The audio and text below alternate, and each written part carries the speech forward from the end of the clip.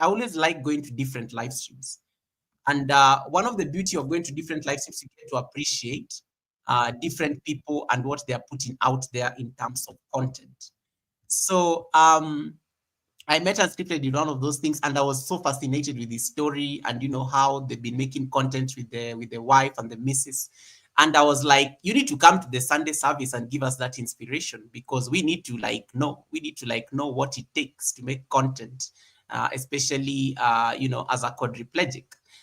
Explain to us what even this means, and a lot of questions that are going to pop up on the chat just based on this, just based on his story. So Unscripted is quadriplegic who navigates his life with determination, grace, and the unwavering support of his devoted wife, Miss Justine. Living as an interabled couple in Africa, he will talk to us about that. They are on a mission to redefine the narrative around disability, love, and resilience. Through their channel Unscripted_0, they aim to break barriers and challenge societal perceptions, using their platform to spread awareness, fight stigma, and advocate for diversity and inclusion. Their heartfelt videos showcase the journey, celebrating love in the face of adversity and encouraging others to embrace life's challenges with positivity and hope. And that is the conversation we are going to have today with Mr. Aaron Mupeti, all the way from South Africa.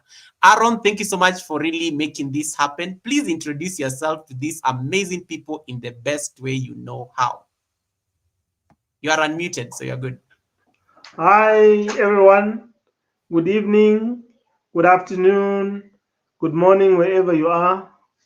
My channel name is Unscripted, and the YouTube handle is Unscripted02.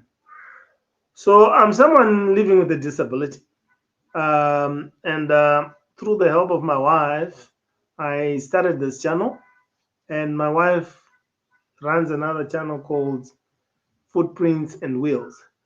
So basically, we try to raise awareness on disability issues, and that people with disabilities are just normal people, and they need to be integrated in more mainstream society. So it's also, this channel serves as an inspiration to people who are disabled. I know that there are some people who are bedridden, and some don't have uh, income, a source of income. They're not employed, but through YouTube, they can be able to earn a living in the comfort of their own home. Yes, it is its challenges. For instance, I'm a quadriplegic. What that means is that I got injured on my spine, um, way high up, next to, just on my neck. So I find it very difficult to hold a phone, to maneuver. Although I can push one of my manual wheelchair, um, it's very difficult for me to vlog while pushing my wheelchair. And as we all know, in Africa, we don't have assistive devices where I can put on my wheelchair. Um, so it took me time to adopt to YouTube because of this barrier, until I managed to find a way, although a little bit difficult, to hold my camera. My wife normally helps me if she's around. That's why sometimes you see her or see me, because when you see me vlogging, there's someone holding the camera. When you just see me doing driving vlogs, it's because that's the only way I can actually hold and vlog, because I don't have assistive devices as yet. But hopefully when the channel monetizes, I'll be able to get all that. I'll be able to shout out to Juba. Maybe you know him, Juba Bruce Love TV. He's a Jamaican who's also on a wheelchair, and he does go live and so on. So those are some people who inspire me, and other disability channels. But since my wife works and I work at home because we are both lawyers, she's too busy to be always vlogging with me and so on because she has to go to work. So, but anyway, since I work at home and when I get spare time, I'm able to vlog. And one of my playlists is called Discover South Africa, where I take you around, particularly in Johannesburg, showing you our roads. I know Goga has been here, so he knows it. And I got this inspiration from African Traveler. That's how I ended up connecting to most people on YouTube because I used to watch a lot of, particularly during lockdown, a lot of his videos, travel videos. Shout out to African Traveler. I don't know why he doesn't produce as many videos as he's used to now. I just hope he comes back.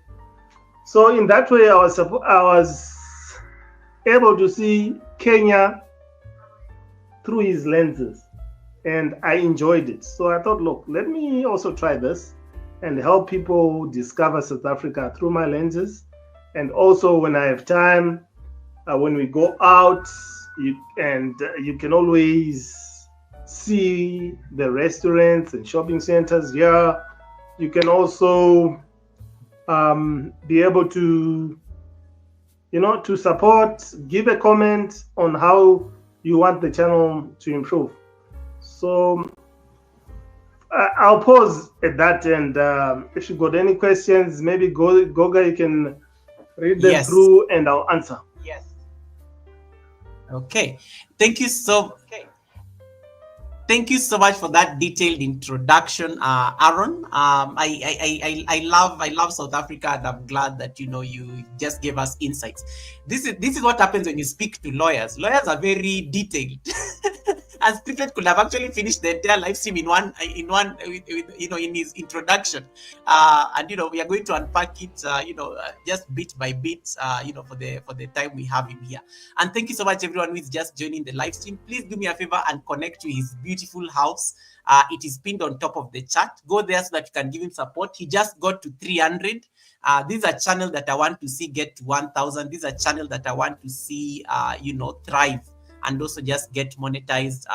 And I like how you brought in Juba, because yes, Juba definitely has also been a content creator. I met Juba even before he was monetized, and he's been an amazing job. And I'm glad that you give him that shout out. I'm sure he'll be here shortly. He never misses the Sunday service. Tina Lee, nice to see you. Lindy and everyone, thank you so much. Brother Signature, thank you so much, guys. If you don't have Aaron, please make sure you grab him. Make sure you grab him and get to know his story. Aaron, I'm going to ask a question, and it may be a bit sensitive, and you can, but based on how I've known you, I don't think anything is off limits. Where did your journey, with disability start? Like, what happened, for you to get that spinal injury?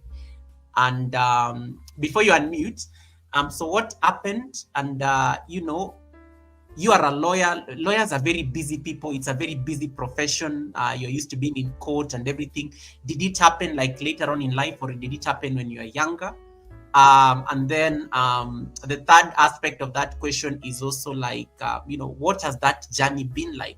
Because there's a total transformation of life, especially, let's say, for example, you are living your normal life and then boom, this happens. What did that change and shift look like? Empowered Living, nice to see you. Welcome. But thank you so much for coming in. Okay, Aaron, take it away. Okay, so basically, I'm a quadriplegic. A quadriplegic basically is someone who's paralyzed from the neck downwards, and depending on the severity of injury, some can move their arms. Others do move their arms like me, but I don't have enough grip. And others cannot move their arms or legs because of the severity of the injury. So take it as a horse pipe. So imagine this hose pipe is the one that transfer movement to your legs, and it's connected from your neck right down to your legs. So so you can when this hose pipe is severed, then it cannot channel the water or the sensitivity down towards your lower limbs. So depending on how this hose pipe or spinal cord is injured, you might find that you can, depending when you are injured, you can lose motor function from that injury right up to your toes.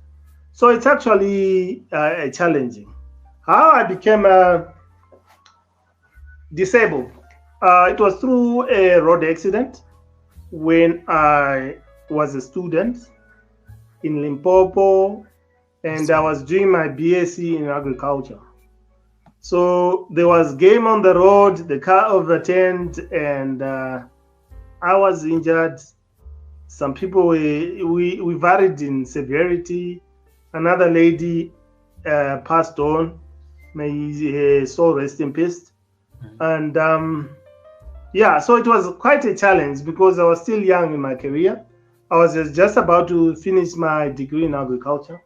However, through the assistance of the university, I managed to complete my final year. Um, and I completed my BSc in agriculture economics. But here came the challenge.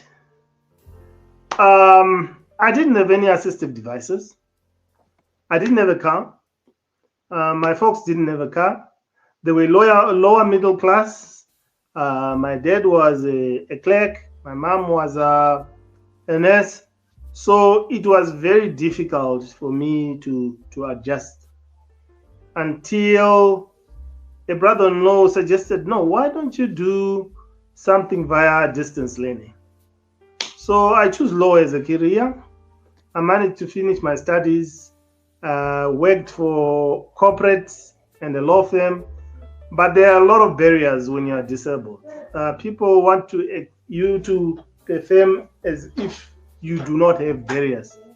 So basically, the CEO of one entity that I was working on, he realized and he took me in as a someone with a disability, and then from there, although I faced stigma and people who didn't understand disability, I managed to become a fully fledged lawyer when I joined a law firm and saved my articles.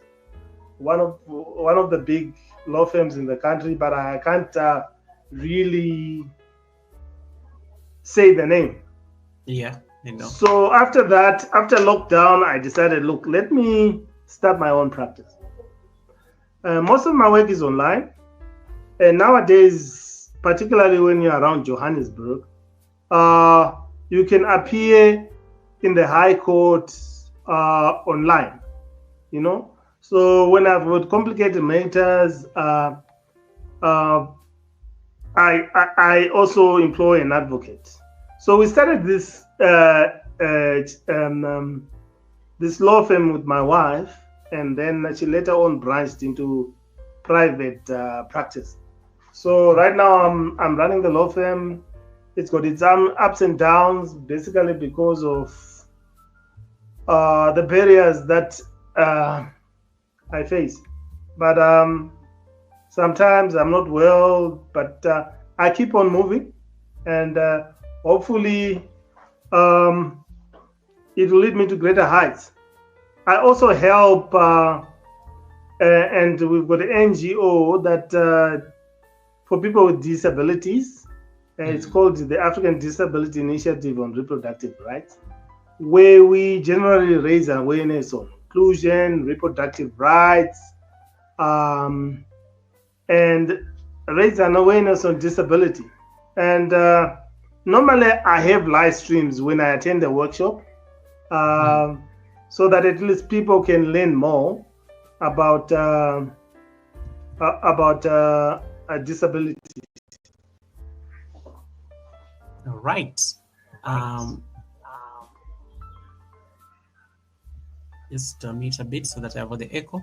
I'm so sorry about that accident, and they always say you can never prevent accidents, and here you are. I'm just happy that you're alive, because it could have been a different story. Your story could have probably ended, but this was not the end of your story. I am very curious to understand the challenges you initially faced. You talked about the economic situation. Your parents are not that. You are a student. You are in school. Um, you are doing your degree there in Limpopo, and then this accident happens. What are the initial challenges? You talked about stigma, and one of the things here in Africa, and you would agree with me, we never know how to handle people who are differently able. We get a bit. It's almost like, I think nowadays is good there because there's a lot of sensitization. But in the past, even growing up, if I remember, it used to be you used to feel awkward. I remember one of my classmates used to be differently abled, and I always used to be but it's just because it's good, and my mother used to explain to me these things when you were growing up. At least I understood. But I remember the initial station, especially being a kid. So what are some of the initial challenges? I know you talked about stigma. I know you talked about lack of assistive devices. You are still in university. How was this experience like, especially those initial challenges that you faced after the accident? Because I know the hospital was a different experience, and so on. Yes, basically, when you're in a hospital, it's you find it very difficult to accept your new life. It's an Mhm. alternative. I always say having a disability or being disabled, it's an alternative way of living. So imagine you've been walking, you're a good athlete at high school, and then you end up in a wheelchair. So once you battle, I think it took me about a year or so to adjust to my new life. However, it was a bit difficult for me because basically I was staying with my folks, and to them it was also an emotional challenge. Although my mother was a nurse and she could understand disability, um, we didn't have a car, so and most of these public transport, they are not um, very accessible to people with uh, um, people with disabilities. And so I had to weather the storm through the help of friends from Christian based organizations. And then I ended up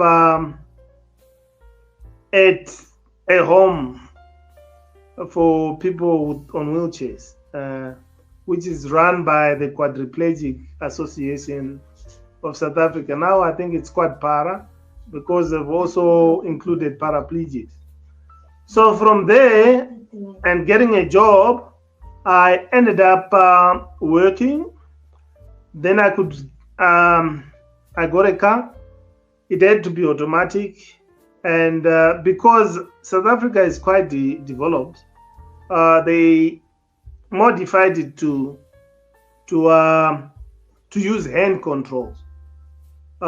So basically, I use my hands to drive the car. So, but to an ordinary disabled person who's not educated, who's not employed, it's quite a challenge because people with disabilities face a lot of barriers. For instance, accessing a house, for instance, you have to modify it. Um, some shops, they got high steps, there are no ramps. But I normally prefer to alleviate this challenge by going to shopping malls because at shopping malls, it's fairly flat and accessible. But mobility is a major impediment.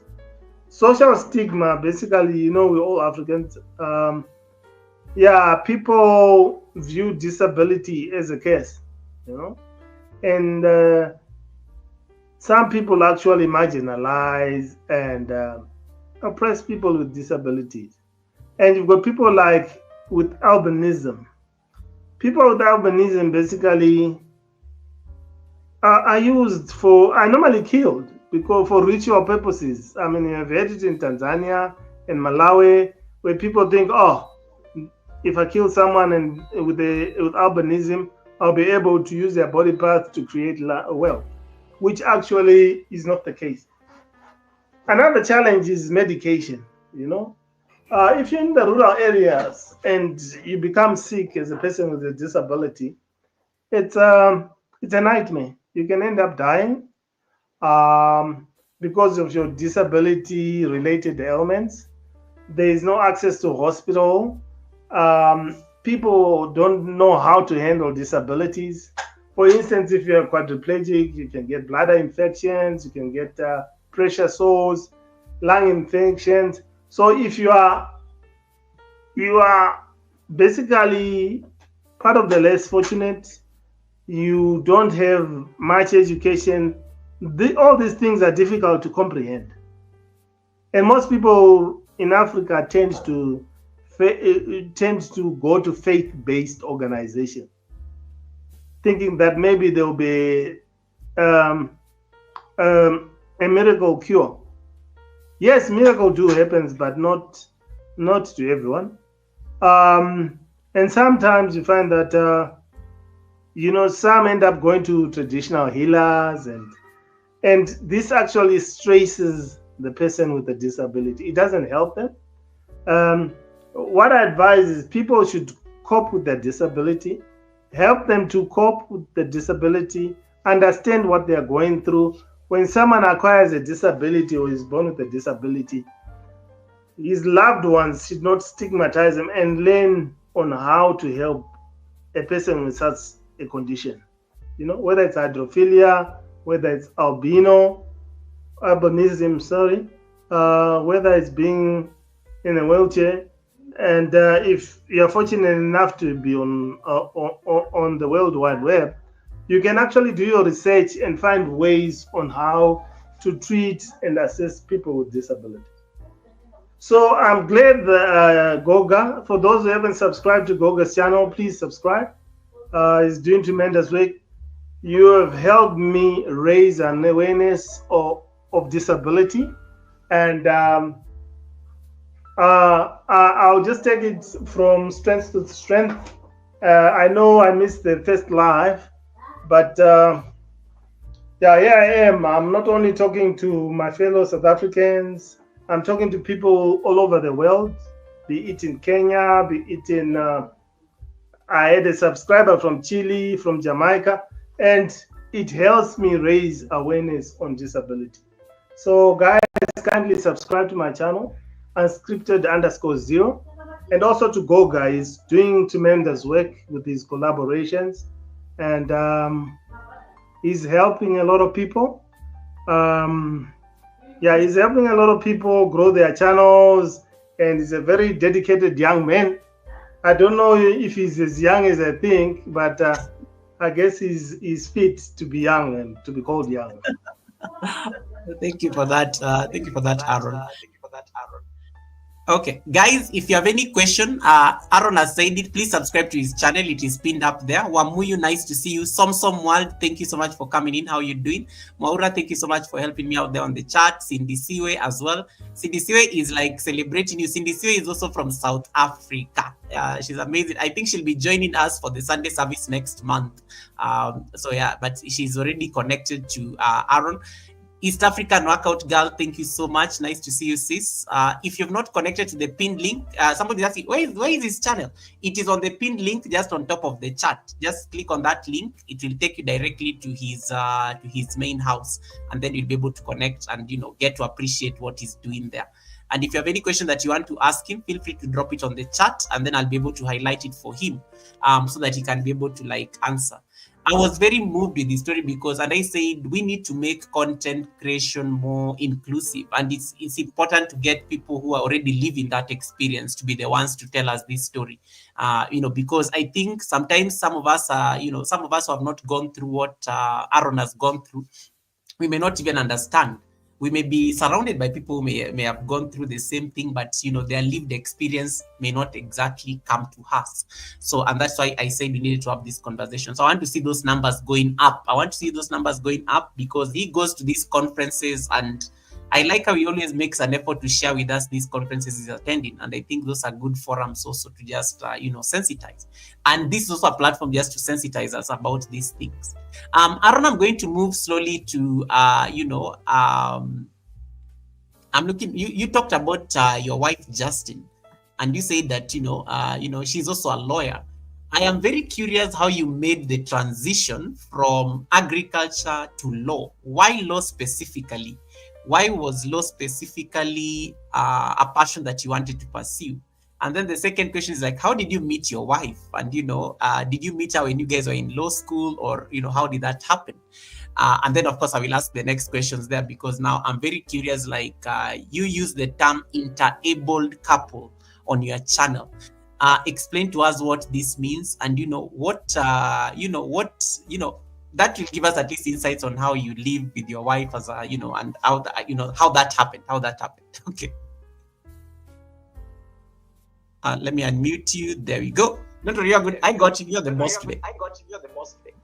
Okay, so basically, how I transitioned from being a qualified Greek economist to a lawyer was not a smooth transition, but I became involved in disability rights, and back then they would talk about the UNCRDP, that is the United Nations Convention of the Rights of People with Disabilities. And I realized that they kept on talking about legislation and so on. So once I had the opportunity to travel abroad and see all this and human rights, I thought, look, maybe this would be a good platform for me to also be involved, because I enjoy being a disability advocate. And it comes naturally because I've got lived experience. So when I attended a conference, I could see a lot of people with disabilities, some with the same ailments, and some not. And the various workshops that I attended as someone with a disability and disabled people organizations, DPOs, I felt, no, let me just study law. Luckily enough, I was employed by a company as an intern, and then they sponsored my education. It took me long, but I managed to qualify as a lawyer. As how we met with my wife, it was at a conference for attorneys, and we actually had a lot in common. So our relationship actually grew from strength to strength. And my wife actually she's very understanding, and she went through a lot trying to understand my disability, what my challenges, and unbeknown to me, she actually did background checks before she even told me. So yeah, she's very supportive, and now we've been married for 5 years, and I try to do as much as I can, and where I need help, I also ask her. And fortunately, we also have a helper that comes in once a week because of my wife's busy schedule, just to clean and polish up the house. I'm fairly independent. At home, I use an electric wheelchair. And when I'm outside, since I can drive, I use my manual wheelchair. The challenges comes when I want to get out of this wheelchair, the car. Like I said, I tend to go to shopping malls, because there at least I can ask one of the security guards to help me out. And then once I'm out and I'm into the building, since the shopping malls, they are very level, they are pretty modern, they've got elevators inside, it becomes easier. However, most places apart from malls, there's a lot of challenge. Be it the courts, for instance. You find that Accessibility is a challenge. Those courts that have ramps, they're either too steep or you can't just use them. Like for someone with minimal grip like me, and when you go to the high court, for instance, you have to park in the on the side of the road in busy traffic, and so. And some courts don't have ramps at all. Like lower courts and so on. So it's now our responsibility to conscientize the government and public building operators that look, you need to accommodate and people with disabilities. I know it's very difficult if um, you are in Africa because we don't have the resources, you know. But we encourage inclusivity, and given whatever resources the community has, they should try by all means to accommodate people with disabilities, be it in the church. I know churches make a lot of money, faith-based organization, be it Hinduism, Christianity. What they should do basically build accessible platforms for people with disabilities, ramps, toilets, and also raise awareness. You know, it's no use profiteering, telling a person that they will walk, and in the end they don't walk. It becomes very frustrating to someone with a disability. You know, I'm not saying miracles don't happen, but we should focus on the disability and how we can better improve the lives of people with disabilities before we they get their healing, if they will get their healing, you know. And if they don't, well, life happens, you know. We should just they should adapt and move on and make meaningful lives for themselves, you know. And I like YouTube because in YouTube, a person can start a channel. I know of a lot of successful channels. I've uh, I've talked about Juba Bruce Love TV. He's a Jamaican. I know a Kenyan guy, Brian Muchiria or something. He's also, I think he's a quad because he uses an electric wheelchair. So you can check out his channel, subscribe, and support him because in that way he also raises awareness. He has interviewed a lot of people with disabilities in Kenya, and he's doing a great job. Thank you for that. Is Justine around? Maybe I don't know that she can say hi to us or something. I know she's part of the channel as well. Is it possible for her to say hi? Justine is entertaining my sister-in-law. She just came for a 2-week break, so they're in the lounge, and yeah, she's not in the room that I am right now. All right. Sometimes she's camera shy. You know, she does get involved. Okay. Thank you so much, everyone. I see people on the chat are so inspired. People are just saying, wow, this is inspiring. Morgan TV, welcome. Nice to see you. Love Morgan. Welcome, Morgan. Morgan, why does your name have 1972 in it? Is that your year? Did you just announce your date or your year of your age? Welcome, Morgan. Thank you so much. Appreciate you coming in. Grace Maku, you are not late. We just all arrived early. We all just arrived early, and that's why we are here. And thank you so much, guys. I can see you guys are connecting to Unscripted. If you don't have Unscripted, the link is pinned up there on top of the chat. Grab him, connect to him so that you can get to see, firsthand what he's doing there in South Africa. Anita Olabi, nice to see you again. Anita got to 100 subscribers this week. I'm hoping that she gets more. Anita, you're also on the road there. I met, I think Aaron, the time I met Aaron, I think Aaron he had just gotten to 200. I think it was at JD's live stream. That's when I met Aaron. So and now I'm seeing like it's already at 300 plus. That is like amazing progress. And we are growing bit by bit. And I'm glad that he's here to just also have this fellowship with us so that we can also like learn from him. Unscripted, I'm very curious about the misconceptions you got before your wedding. And because like what are the perceptions? What are the perceptions that you had to grapple with as you're an African man, and your wife is here, and generally even the perceptions you get as an interabled couple. What does that look like? You're good. Oh, let me unmute it for you. Oh, unmute it. Unmute. There. Sorry, I'm getting your fingers. Okay, we are good now. Okay, basically when you're an interable couple, people become very inquisitive, and they ask all sorts of questions, and yeah, it becomes a very uncomfortable when people are more interested on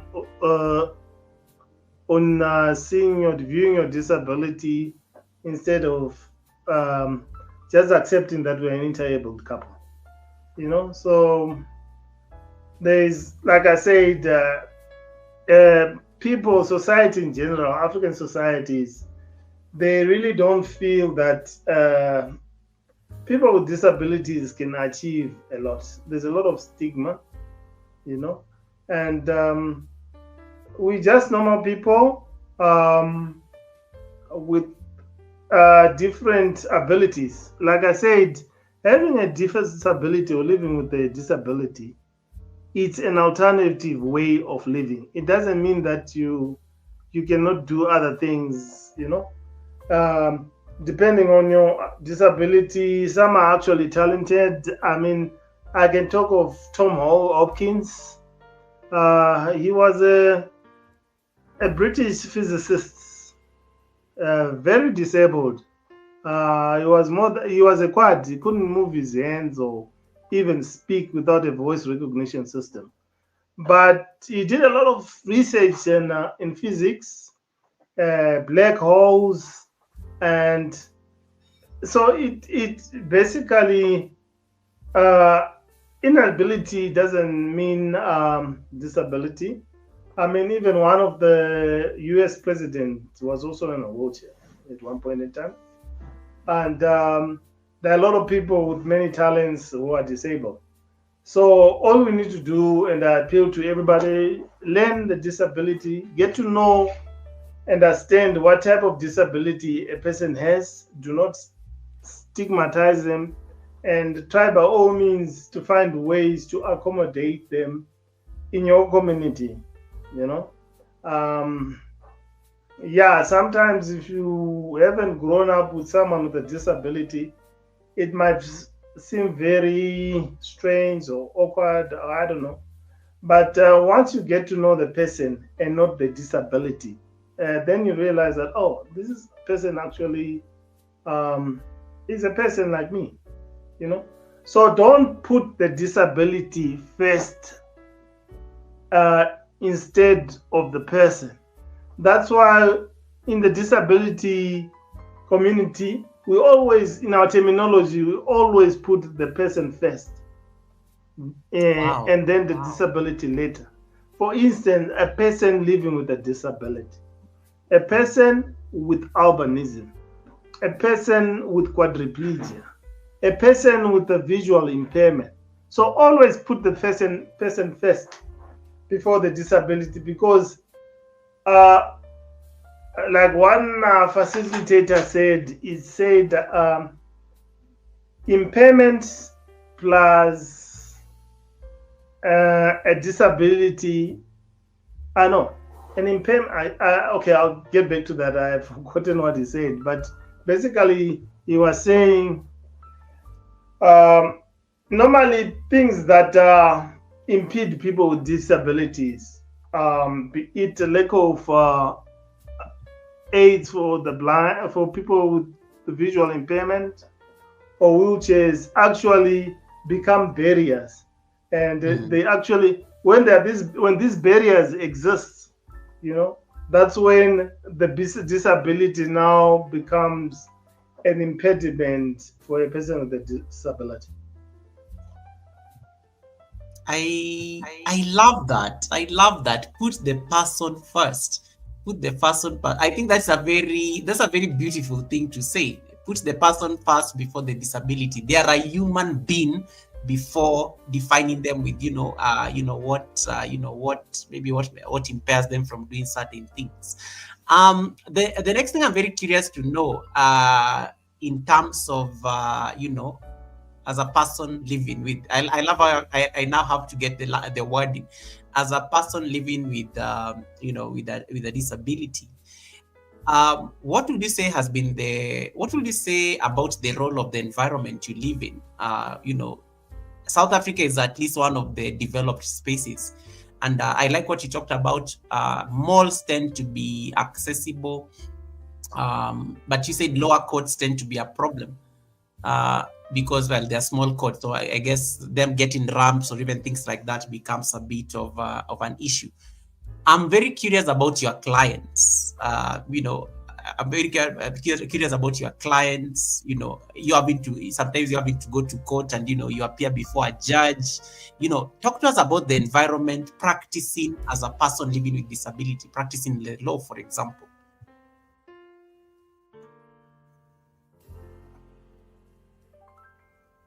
I can help you with this. It's good.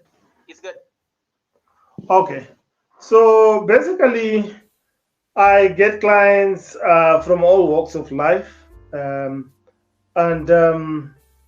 yeah, we deal mostly with personal injury claims and corporate litigation.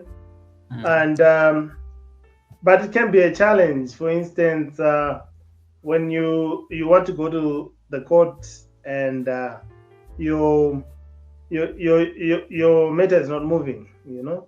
I went to the High Court the other day, and they told me the person who deals with these matters is upstairs. You know, and getting upstairs was a problem because this person, the elevator was not working, and I had to phone using their intercom, and it was not audible. So we face such challenges, and but however, we just navigate through them, and we get happy when we have a successful claim, and our clients are happy. So yeah, basically, it's still a challenge because after all, Africa is underdeveloped. It's not like the European countries or the West in per se, where even the buses are wheelchair accessible. They've gone a long way in automizing even the toilets. Here, yes, you can get one or few hotels with automated toilets, but it's you need to have the money to afford such conveniences, and disability comes at a price. Why I say that is because you spend a lot of money investing in assistive devices in order to just circumvent the impediment that's before you. For instance, my ramp is still is very steep getting into the house. The only way I cannot push, the only way that I can push my wheelchair is by using an electronic wheelchair. It makes me more independent. And lucky enough, in South Africa, if you're quadriplegic, wheelchairs for people like in my condition. And if you're paraplegic, they tend to give you a manual wheelchair. Because basically, someone who's a quadriplegic has limited abilities as someone who's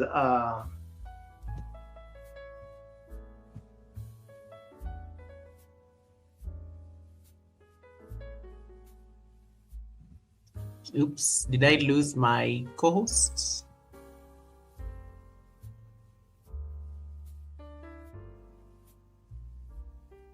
Sorry about it, guys. Let's just give him a few minutes for him to come back in. I see him rotating. I see him rotating there. That's usually a network issue. Let's just wait for it to sort it out. Bad File says, I love seeing how different people adapt to things. I know, right? It's amazing. It's amazing. It's amazing. Let me just give Aaron a few minutes. I think we're having a connection issue. Should be back. Should be back in a bit. Should be back in a bit. So let's just wait for this to sort itself out. And then I think he should be back soon. And yeah, I like the conversations. Kindly let's connect to the co-host. Yes, guys, please connect to the co-host. The link is pinned up there on top of the chat. It's imperative so that you can get to appreciate his story more. You get to appreciate his story more. All right, he's back. Let's see. Good Welcome day. back. Yeah, welcome back. Yeah. I don't know what happened. I think it was, is it power or network? Oh, he froze again. Froze again. Let's wait and see. Okay. Technical problems, but we are going to sort them out. The devil is a liar. We are going to solve these technical problems. So let's just wait for him to get back. I love, yeah, so I was talking about what Sue was saying.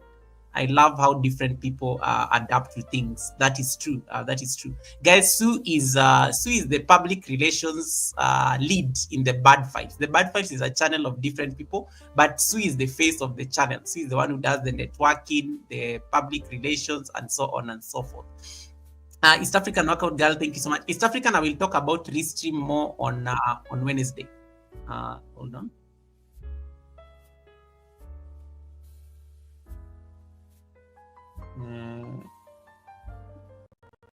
Let's yeah, I'm back now. I don't know. Let's see. Yes, you're now back. Yes. Okay. And I like how the echo has disappeared. Whatever you did, maybe it was a blessing in disguise. Yeah, and I can actually hear you better now. You're more audible than you were.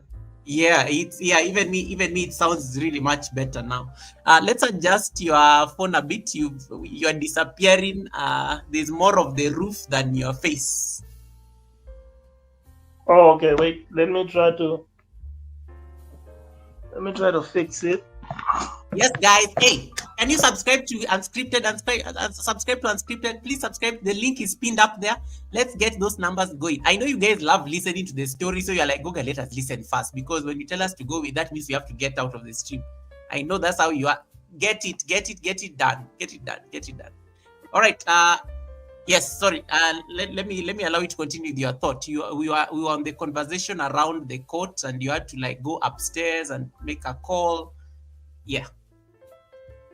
So basically, people in workplaces, be it government or private practice, or they should actually try to employ an disability inclusion officer, understand disability, go to these workshops and get to know, understand how they can actually accommodate people with disability.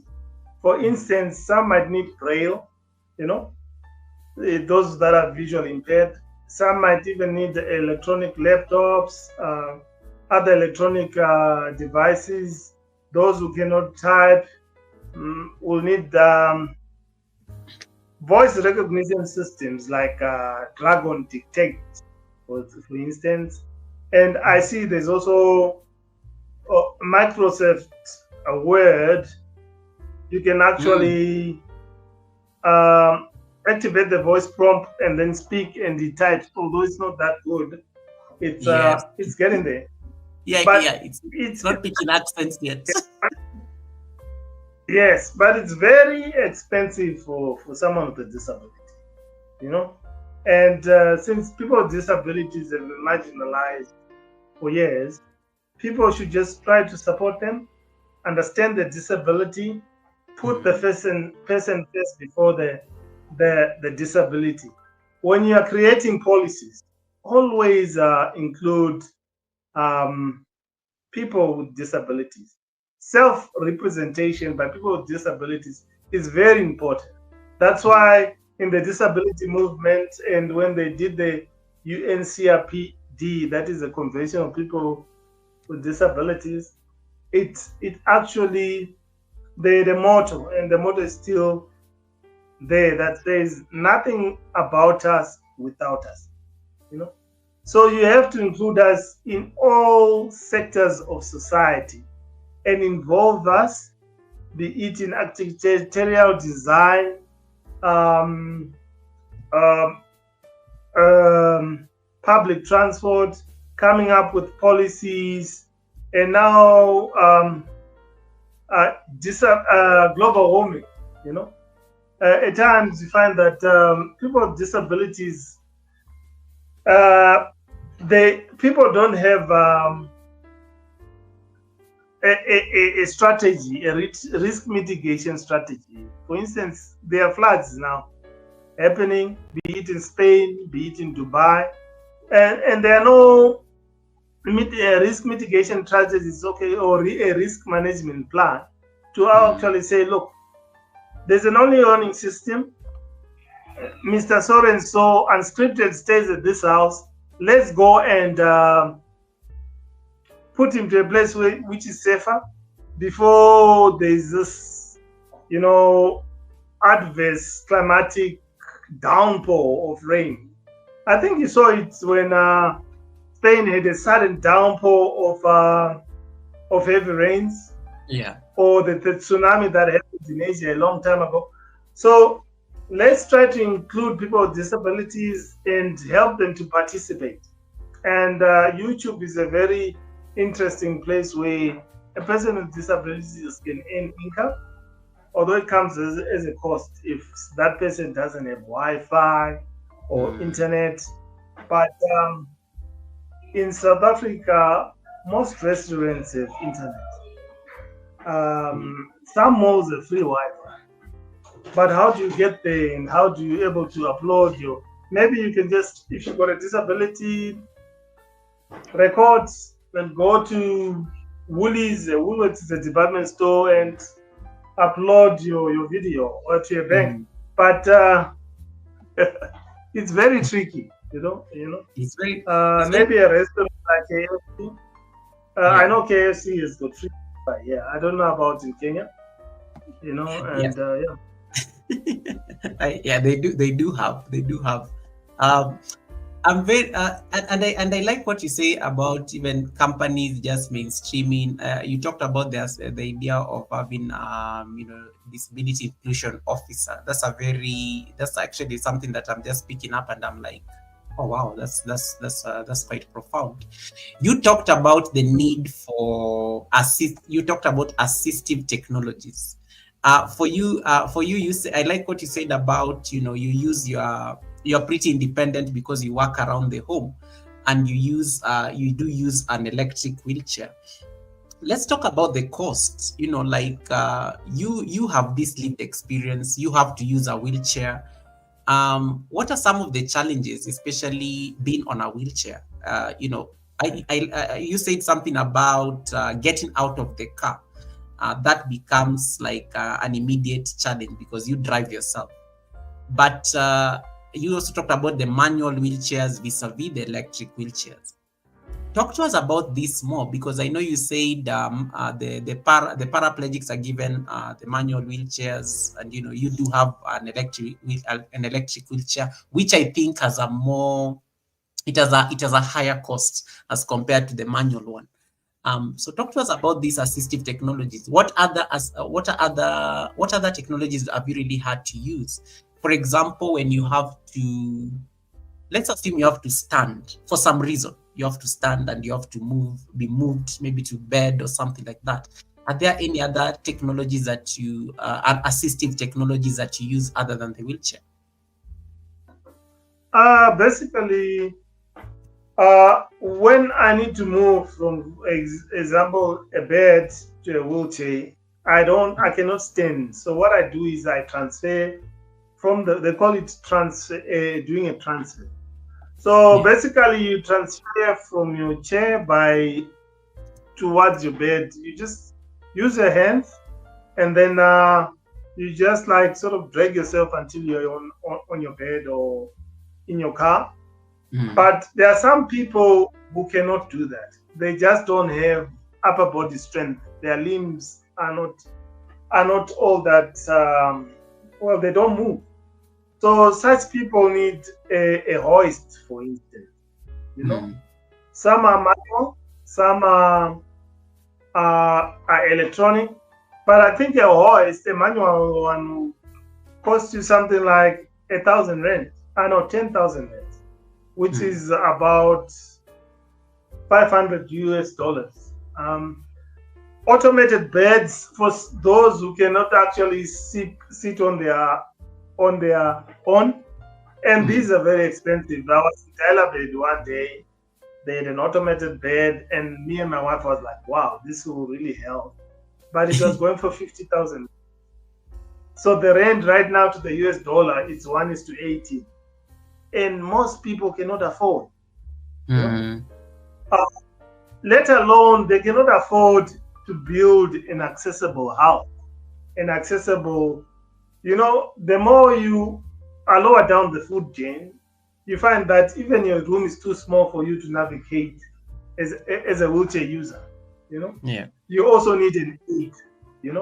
If you got a special aid, they want to charge you 15,000 rand a week.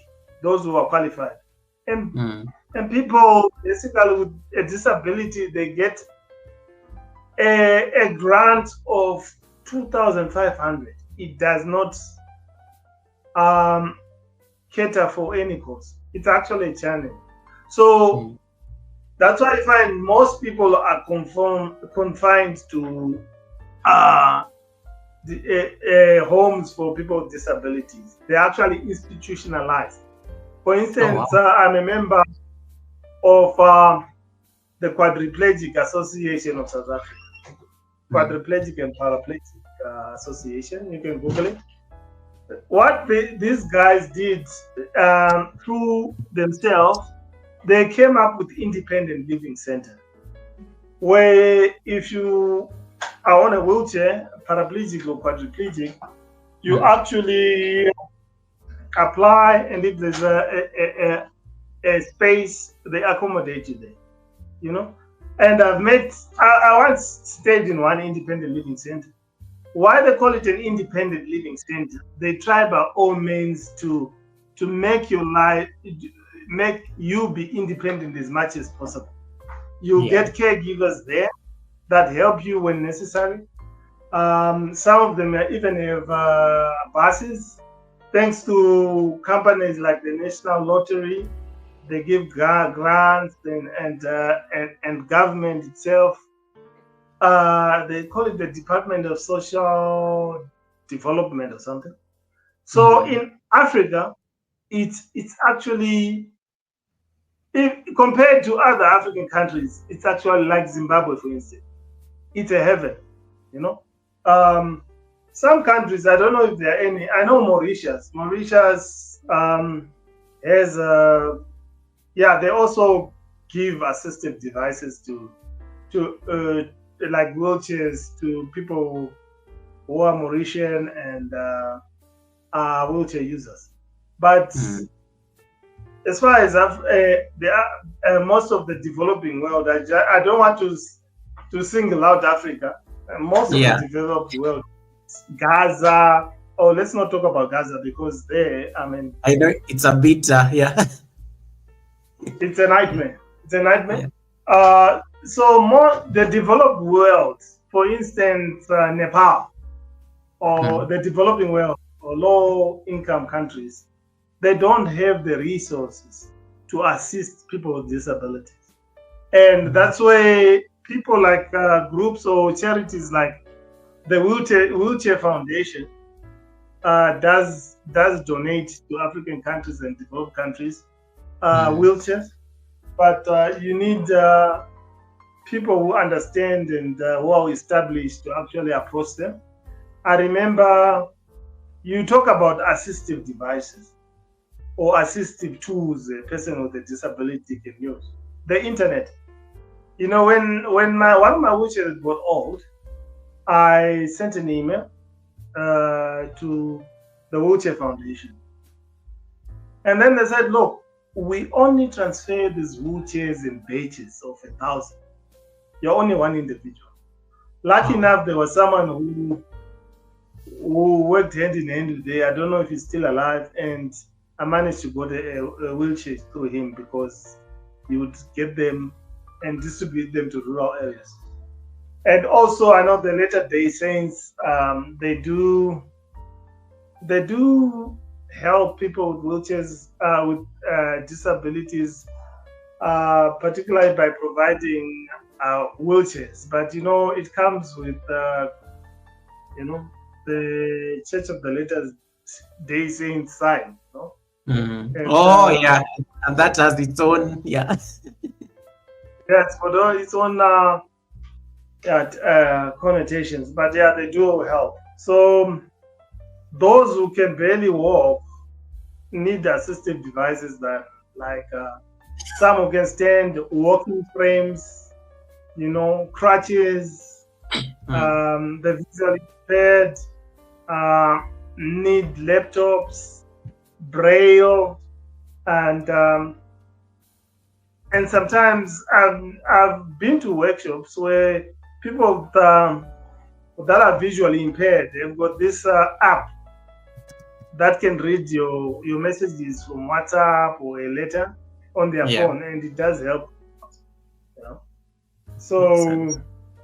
yeah, in a nutshell, uh, well, since we mostly in Africa, uh, assistive devices, even caregiving, is very Mm. expensive for someone with disability, and they can't employ caregivers. So it Yeah. becomes a challenge to the immediate family, and it has an emotional drain and a Mm. lot of things that are involved. I like you mentioned caregiving, and I'm just my brother Eric, who is watching you on the live stream, had to be a caregiver to his dad before he lost him. And you mentioned something about the emotional toll it takes. I'm going to circle back to the first answer you gave. And Eva Kika, thank you so much for that blessing, saying, I pass my offering for the Sunday service basket. Thank you so much, Eva Kika. I will give you your blessing. That can also give Aaron at least a chance to like rest his voice briefly. So thank you so much, Eva Kika, for that. This is for you.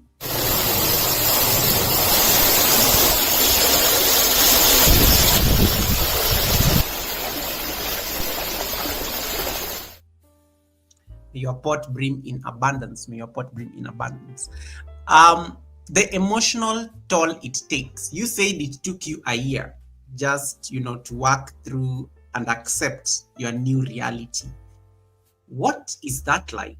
Do you have to like see a therapist? Do you have to see a shrink?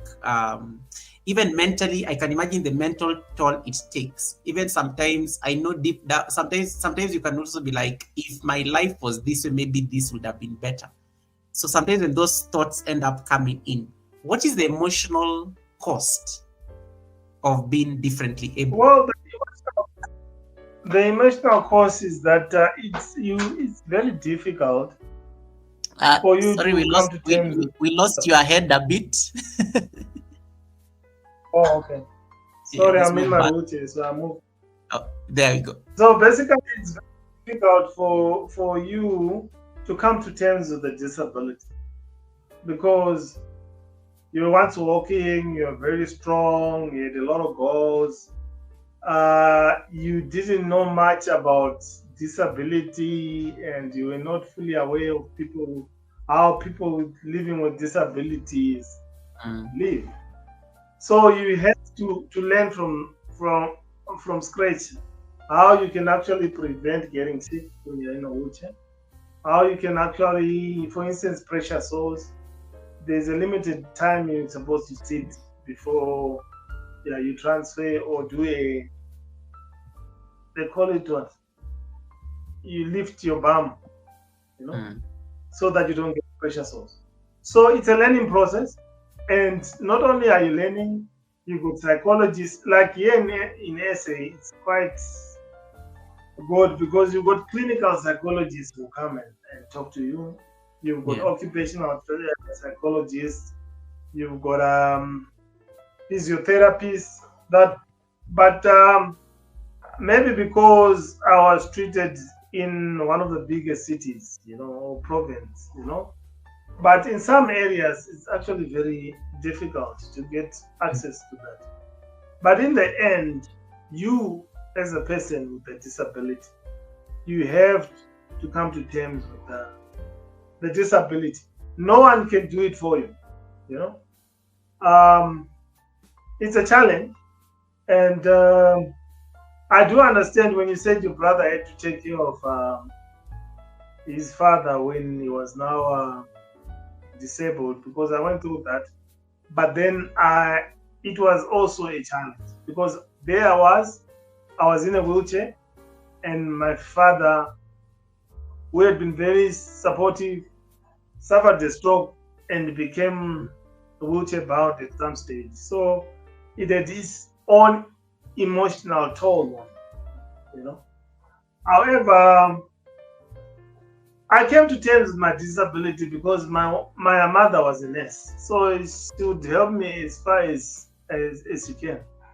And my dad, the family, my brothers, my sister. So Mm.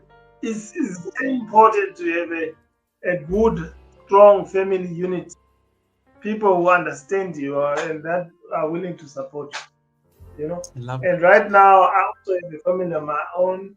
My wife is very understanding and supportive, but I also feel I also need to help her where I can, so that it doesn't take much of a toll on, on her as well. Mm.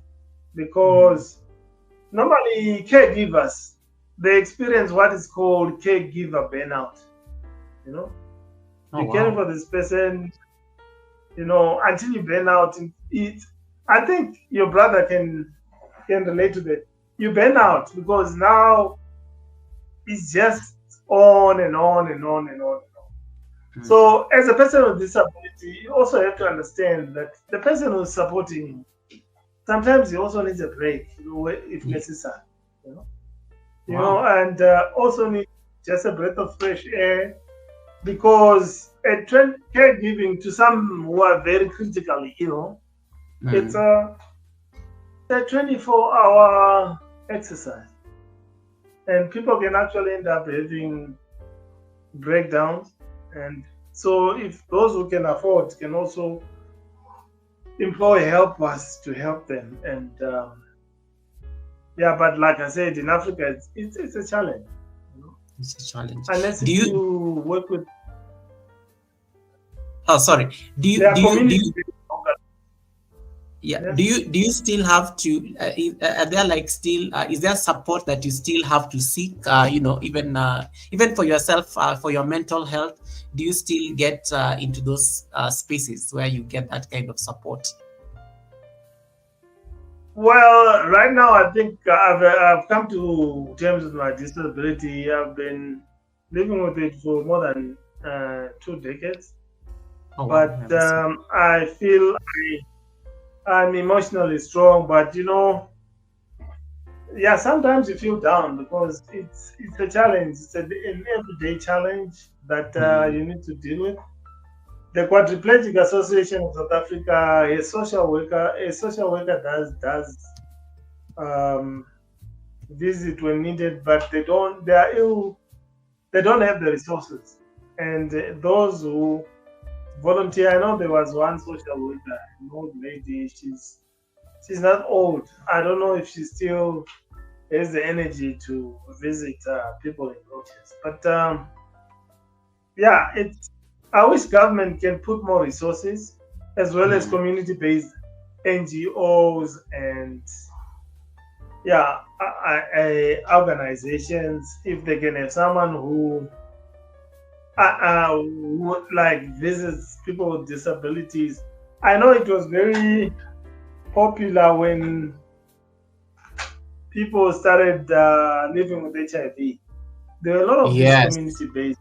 organizations coming to me.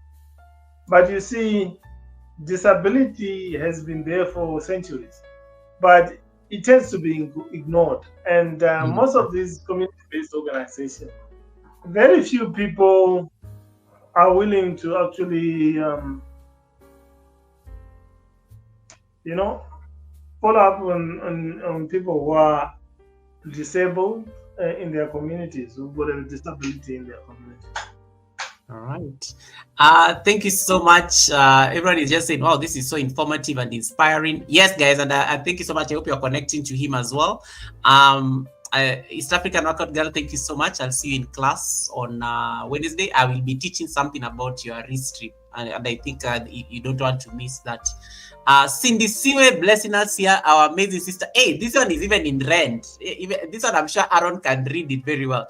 I have some 14 rent. Thank you so much. I love it here. I love it here. We love you too, Cindy Siwe. Thank you so much for the blessing. This is for you.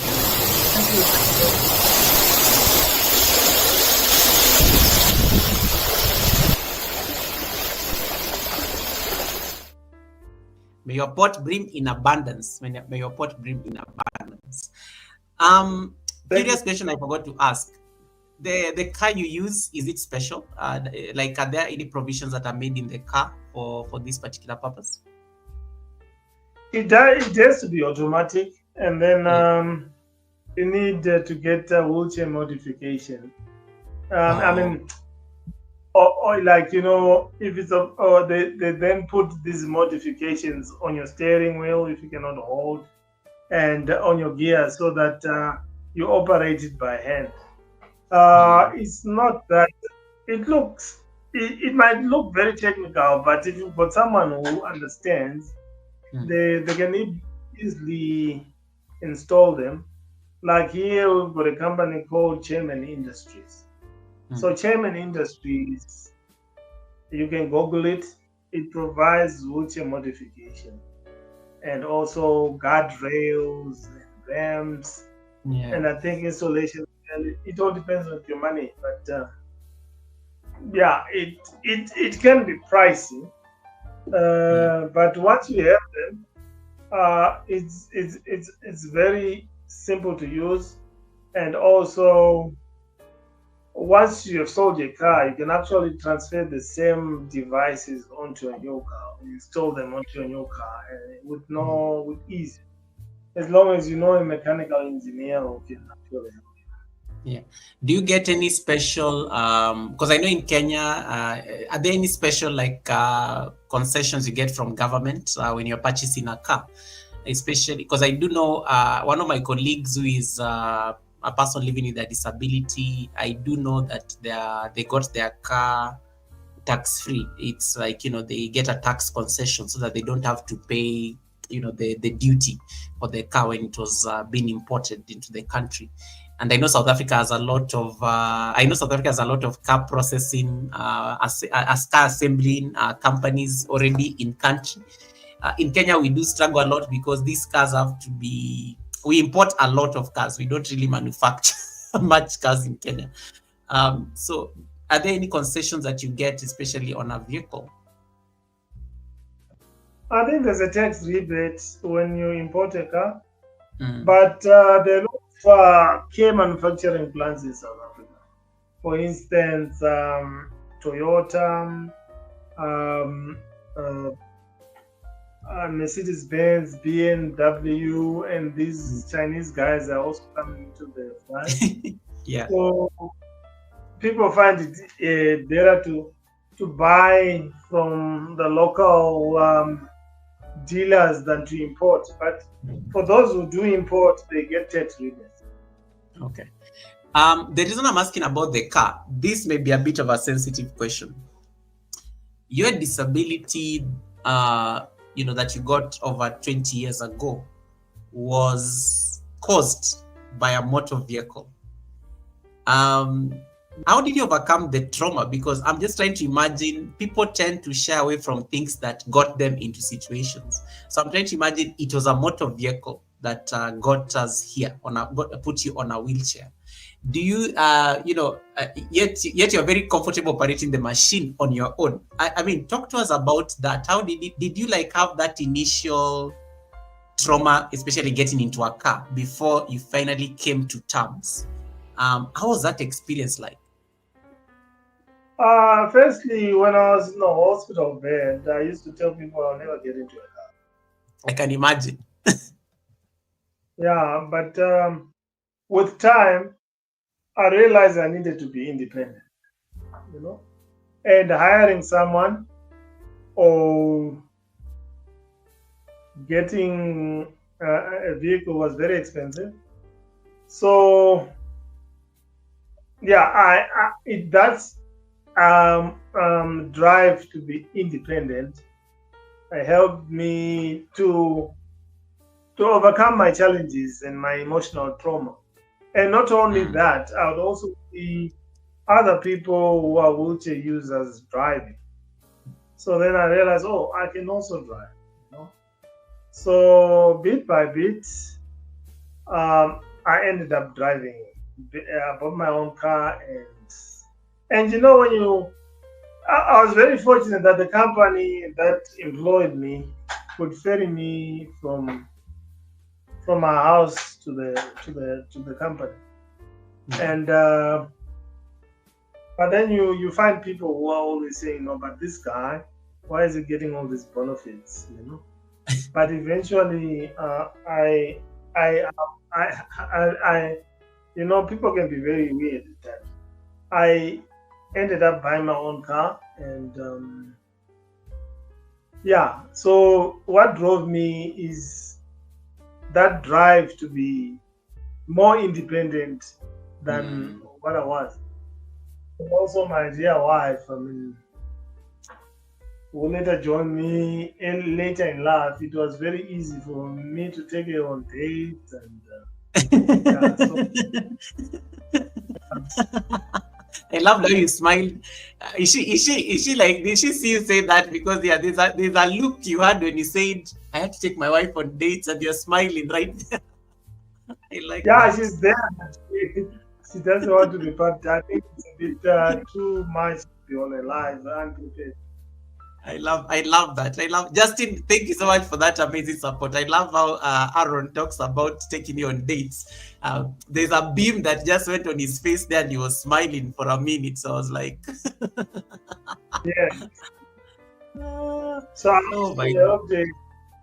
I also helped her to learn how to drive. Well, she could drive, but not that much. But Oh, goodness. I used to Achiro, she just one day woke up and got onto the highway. amazing. Achiro, welcome. My sister from Uganda. Thank you so much for coming in. Achiro, welcome, welcome, welcome. Achiro, I always see you live when I'm at work, and it's always amazing. How is it after the contract came to an end? Because I've been seeing you very relaxed while doing your live stream, meaning you do them from home now more. How is it? How is it post the contract? Because I know her contract was coming to an end. Okraman, welcome. Now we are being asked a very interesting question here, Aaron. What do you feel about okra? Like, do you take okra itself? I don't know. Does South Africa have okra? Yes, okra. We have okra, but you see, I don't like okra with sodium Ah, bicarbonate. wait. What? What did you say? I don't think I heard you well. What were you saying? And normally, when people cook okra, they put sodium bicarbonate. Oh, so wait. So but you eat okra, yeah? It is not like you don't like it, but if the sodium is not there, you are good. No, if the sodium is too much, then it makes my stomach run, and I don't like that. Okay. But you eat okra. Yeah, okra. No, we always have a standing feud with okra man here. I always have to ask any guest who comes to the Sunday service their stand on okra. So when you said you don't like okra with soda, I needed to qualify that. David, it's a tie. It's a tie, David. Aaron said he doesn't like okra with sodium bicarbonate, but he eats okra. So I think we have all, David, this is a tie for the first time we have won this one. Uh, He has given his opinion on okra. Let it rest. Let it rest. Let it rest. That's a good. That's always a good commercial break. You started your channel, Yes. unscripted. What inspired the name? I like unscripted because I think unscripted is in the sense of you just show up and you make the content. What inspired the name behind the channel unscripted, and what is what was the original mission? I do know you've put it on the description there. And guys, if you have not connected to unscripted, the link is pinned there. Peterson, how are you doing? Peterson is joining me from Nashville. And he's saying, yeah, Peterson is already and I'm going to invite Peterson to come to the Sunday service in January. He came for the party as a guest speaker, but he will come in January, and we will ask him about okra because he's always farming. Save the okra. Yes. So the okra man, this one nobody has won. It's a tie. So this is your channel, Aaron. And I like the description. And in fact, when I was trying to get your introduction biography, I literally lifted it from here, and you started very well. Every day is a good day in the life of a quadriplegic. Welcome to our YouTube channel, where I just love the description. You talk about living as an interabled couple. You talked about how you navigate your life, with your wife. You talked about the mission, which is to spread awareness, like what we are doing today. Break down stigma and inspire others to embrace diversity and inclusion. You've said this, but what inspired you, like that day? Because this channel was created on in 2022, the 1st of December. What inspired you to click on that create button, and what was the mission? What was the mission when you started it? Well, the mission, basically, I've always been interested in YouTube and telling my story. And the best way to tell your story is when you don't edit it. Because when you edit your story, you tend to lie and sugarcoat it. So basically, I just turn on my camera and then I start vlogging. So it's unscripted. It's no, unless if maybe I put a title that we're in Johannesburg or my YouTube name, because I've observed that some of the channels that grow fast, it's not the editing, it's the characters in that channel that may make it. So if people fall in love with the character, even if one of their vlogs is badly edited or it lacks they will still watch it because they want to see, okay, what is Miss Trudy up to? What is, you've got Iron Mara, what is he up to? And what is Goga up to? They're not really interested in editing. I mean, I think if you browse a lot of channels, you will see that yes, some channels do well by editing, but it also takes a lot of time. Since my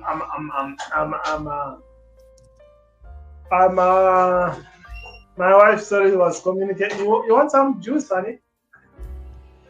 She gave me a cup of stony and I never gave it back. Okay. And So, Aaron, in case you need use, I know you said you need at some point you may need to do, in case you need to do anything and you are sitting for so long, just feel free to let me know so that we don't in case you need to move or anything, let me know. Yeah, I'll just do it, but yeah, I'm still okay. Okay, cool. Yeah, I'm still okay. So you're talking about channels and how unscripted came up. Yeah, so people are interested in the character of the channel. So the more you tell your story, you find that people, you become a family friend of some sort. Oh, what is unscripted doing now? Where is he gone? Or maybe they just want to see South Africa. They've never been here. You just show them the raw footage so that they get a deeper understanding of where you are, instead of just showing them snippets here and there when you're in Stanton, the richest square mile in Africa. So yeah, so you should also check out our other family channel, Footprints and Wheels, that my wife edits. So yeah, but yeah, we're still growing, and it took me time to actually do videos because, like I said, my challenge is how do I hold a phone, until I realized, okay, I can put it in between my fingers and somehow hold it. But sometimes it falls off.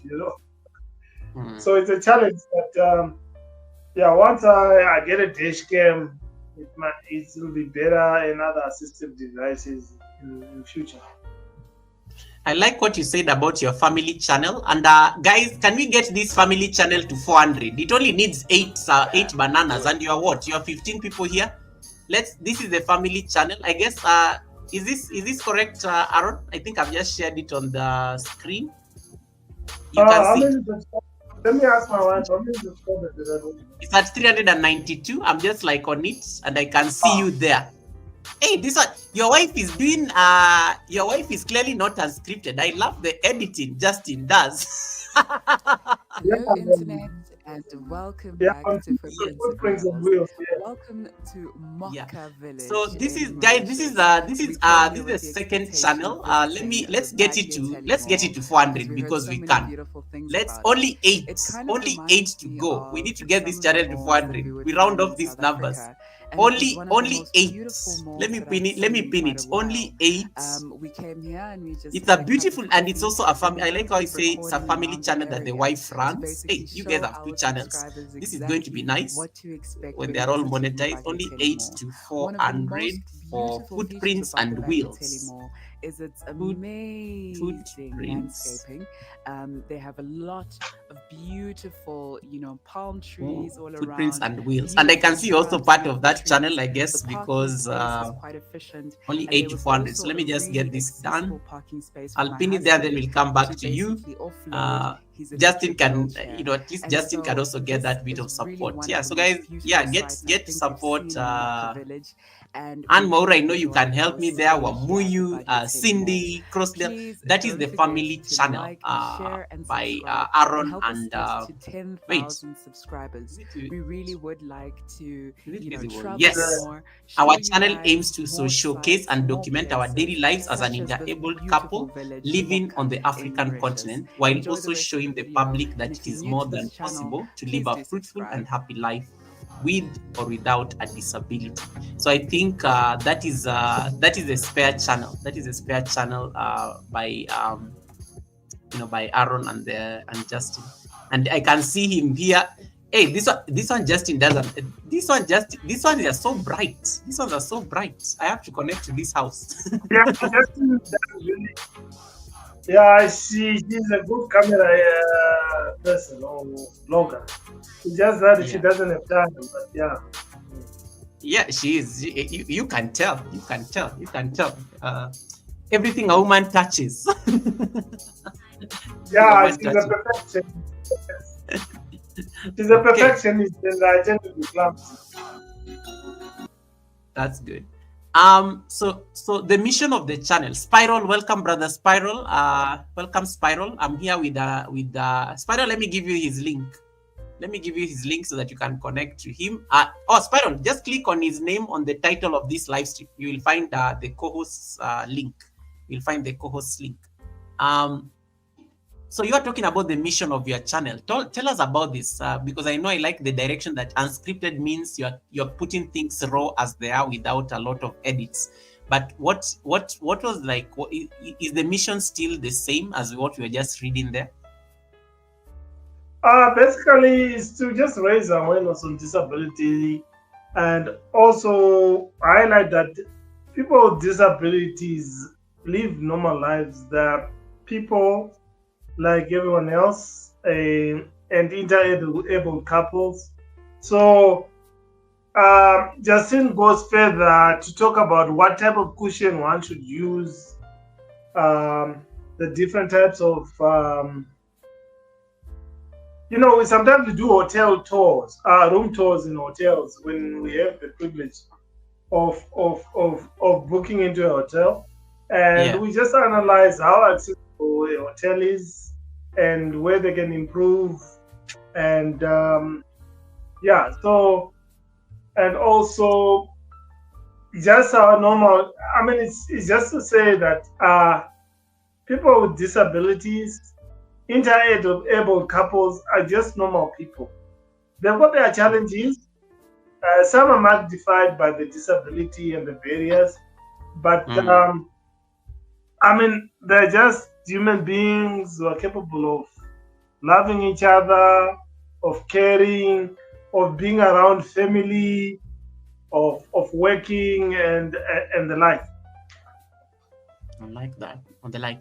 Thank you guys. I see only 4 more left. Only 4 more left for footprints and wheels to 400. You guys are overworking. You guys are overworking. Thank you. Thank you so much for that. You guys are overworking. Yeah, let's get those two So channels. what Yeah. Thank you. Thank you. Thank you. Thank you. Still on the channel. I'm still very curious about your channel. Still on the channel. Still on the channel.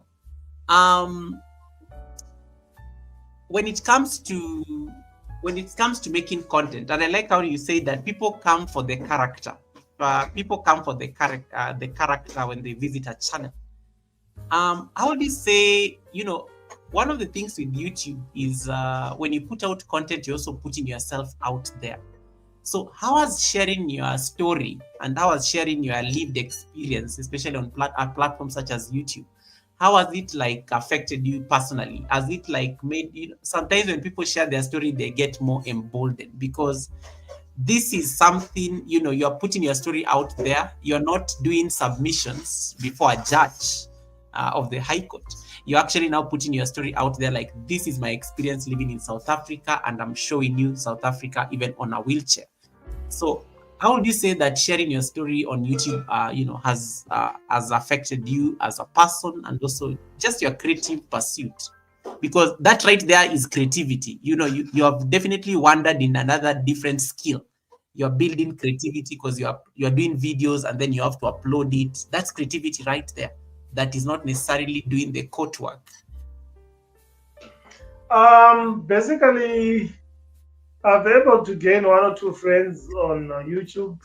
Some have Nice. channels and some, and I know some subscribers. There was one lady who thanked me that look, I'm also she's working in the diaspora. I don't know whether it's Europe or what. And she said when you showcase South Africa, it actually helped me miss home, and it brings back good memories when I was still in my motherland. And someone said, "Look, I'm also in a wheelchair, and yeah, I like your channel because they're also disabled." So you get different people from different countries. Some basically I've had positive comments only, and thanks to people like Crosdale J. Please subscribe to him. He always support my channel. Yeah. And Blessed Life Jenny, Goga, JD. Those are the regulars, eh? And yeah, so I'm very grateful, and I learn a lot from other people, and it also drives me to aim for greater heights. I'm not yet monetized, but when I do, I guess maybe I'll have a few coins in my pocket, and we'll see how it goes. All right, that's good.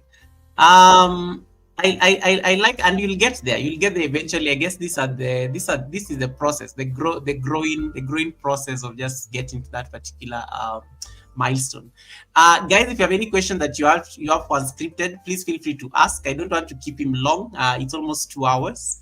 And yeah, usually try to keep these interviews under 2 hours so that at least they can, at least, you can get that bit of support. Spiral says, we will get you monetized. We will get you monetized unscripted. We will get you monetized unscripted. And I think that's a very good cause.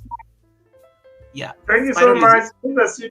yeah, Comment Spiral, yeah. on our in, Yeah, I know Spiral will keep marketing you everywhere. Spiral is very like supportive. And yes, Crossdale, thank you so much.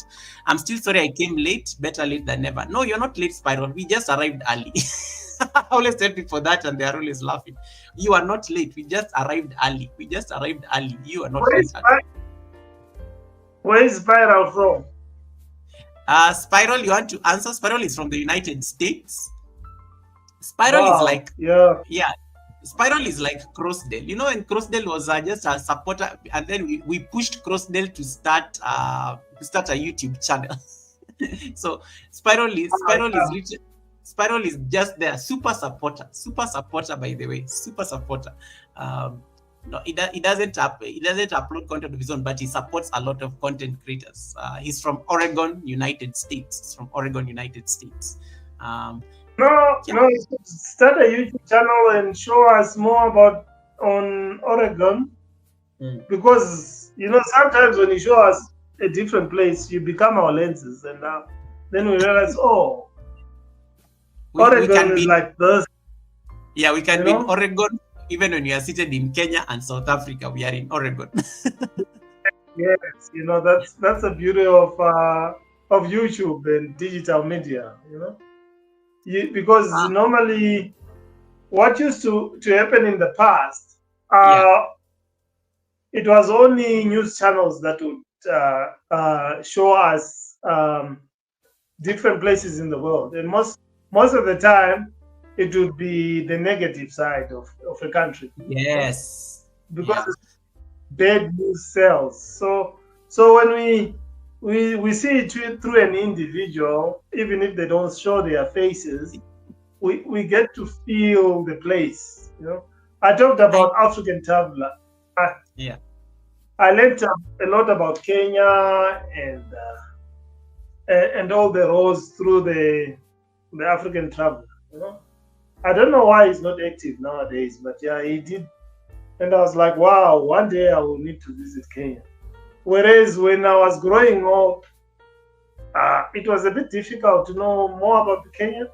All they'll show is the Maasai. Yeah, and that is not very accurate. Yeah, the Masai Mara, and you're thinking, okay. And if maybe Royal Adenga is on strike, then you're like, so things are really bad, Yeah. But now through people, you get to know that no, people live normal lives, and I want to visit there one day.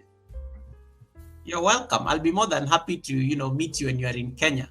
Guys, only two left. Yeah. Only two left to the pinned link to get to 400. That is you will meet Aaron's wife, Justine, there. You'll meet Aaron's wife on Footprints and Wheels. You'll meet Aaron's. One of the things I was very curious is like we talk about inclusivity. And as content creators, just based on what you are telling Spiral right now to start, to start putting content and show us Oregon from his lens. How do we become more inclusive as content creators? Especially, we do different things. Like not all of us are doing like, let's say, this particular content. So how do we become more inclusive as content creators, in your opinion? Basically, you can give us ideas. For I know in Spain, I was watching another Kenyan YouTuber, and he said when he's about to cross the road, there are some certain humps or bubbles on the road, on the pathway, and he says these are for people who use canes that are visually impaired. So when they are navigating and they come across the bumps, they really know that, now I need to cross the road, And so such ideas can also help us learn and lobby for such universally designed pathways to be installed or constructed in our areas. I know we are not well resourced as a continent, but One beat at a time, I guess. One bit at a time. Oh my goodness. Allow me to acknowledge a raid. We just got a raid from JD, who was celebrating her birthday party. Just hold on. Let me acknowledge that raid real quick. Oh my goodness. Thank you so much, JD, for the raid. I see JD Ariba party raid. JD Ariba party raid. That's a nice one. JD Ariba party raid. And that is the girl of the moment. Who just turned 29. Happy birthday. JD Ariba party raid. JD Ariba party raid. JD Ariba party raid. JD. Hey, thank you so much, all the. Yeah, thank you so much. Now, guys, you know the way I always send you with the same energy you've supported me on the raid. I want you to transfer that support to unscripted. Give me my thumbs up. Give me my thumbs up and then give unscripted that give unscripted that support. Let me pin his link. Let me pin his link so that you guys can give him that support with the same energy, because I know the party has been going on for over 8 hours. I think the last time I checked, the party has been going on for over 8 hours, and here we are. Here we are. Thank you so much. Thank you so much, JD, for the raid. Thank you so much for the raid. Let me pin unscripted once more. If you don't have unscripted, JD Ariba party landings fast and furious. Thank you so much, guys, for coming in. We are having a conversation on rewriting the disability narrative with Aaron all the way from South Africa. We've been talking here for nearly 2 hours, and you guys just decided to land. This flight has landed. The flight has landed with all these amazing people. JD, you are loved. You see, JD, you are loved. MC Jerry Kimani, well done. Beautiful job. Beautiful job. And thank you so much, each and everyone, for supporting JD on this milestone. 2 of her channels have hit a very significant milestone. And, we don't take it for granted. Thank you so much, guys, for making it happen. You guys are the best. JD, I'm feeling like overwhelmed now, like you. Why did you bring this flight here? Now you're making me overwhelmed. You're making me overwhelmed the way you couldn't come, you couldn't arrive at your party. So thank you so much, James Circle. I see everybody here. EK is in the building. Welcome, EK. I thought I saw Misha Bless coming in once again. Mama Rebecca Mle Prince, welcome. Robertina Mbula through her channel, the James Circle. Welcome, nice to see you. Let me so that I can catch everybody. Natecho V, welcome. Thank you so much for coming in. I see MN Deritu, John Wambua TV. Yo, I can't keep up. Belinda Melvin, each and everybody. I think I've said that to people. Welcome, party people. Ariba Raid. Thank you so much, party people, for really arriving and making it. They've arrived in style. They've arrived in style. We should have started the Sunday service this time, probably. But thank you so much. Thank you so much, and JD. Many more happy returns. Bovie Farm, thank you so much for making it. I think I'm up to date. Lesh Maura, welcome. Thank you so much for coming in. I think I'm up to date on the chat. I think I'm up to date on the chat of everybody who came in through the raid. Now, do me the same kindness you've extended to my humble home. We leave no one behind. In the spirit of supporting JD. In the spirit of supporting JD, because it was her big day today. JD is the one who made me know unscripted. JD is the link. JD is the one who introduced me to unscripted, and that is why unscripted is sitting today at the Sunday service. With the same energy, let's support unscripted. He's pinned up there. Grab him. Make sure that you're part of his community.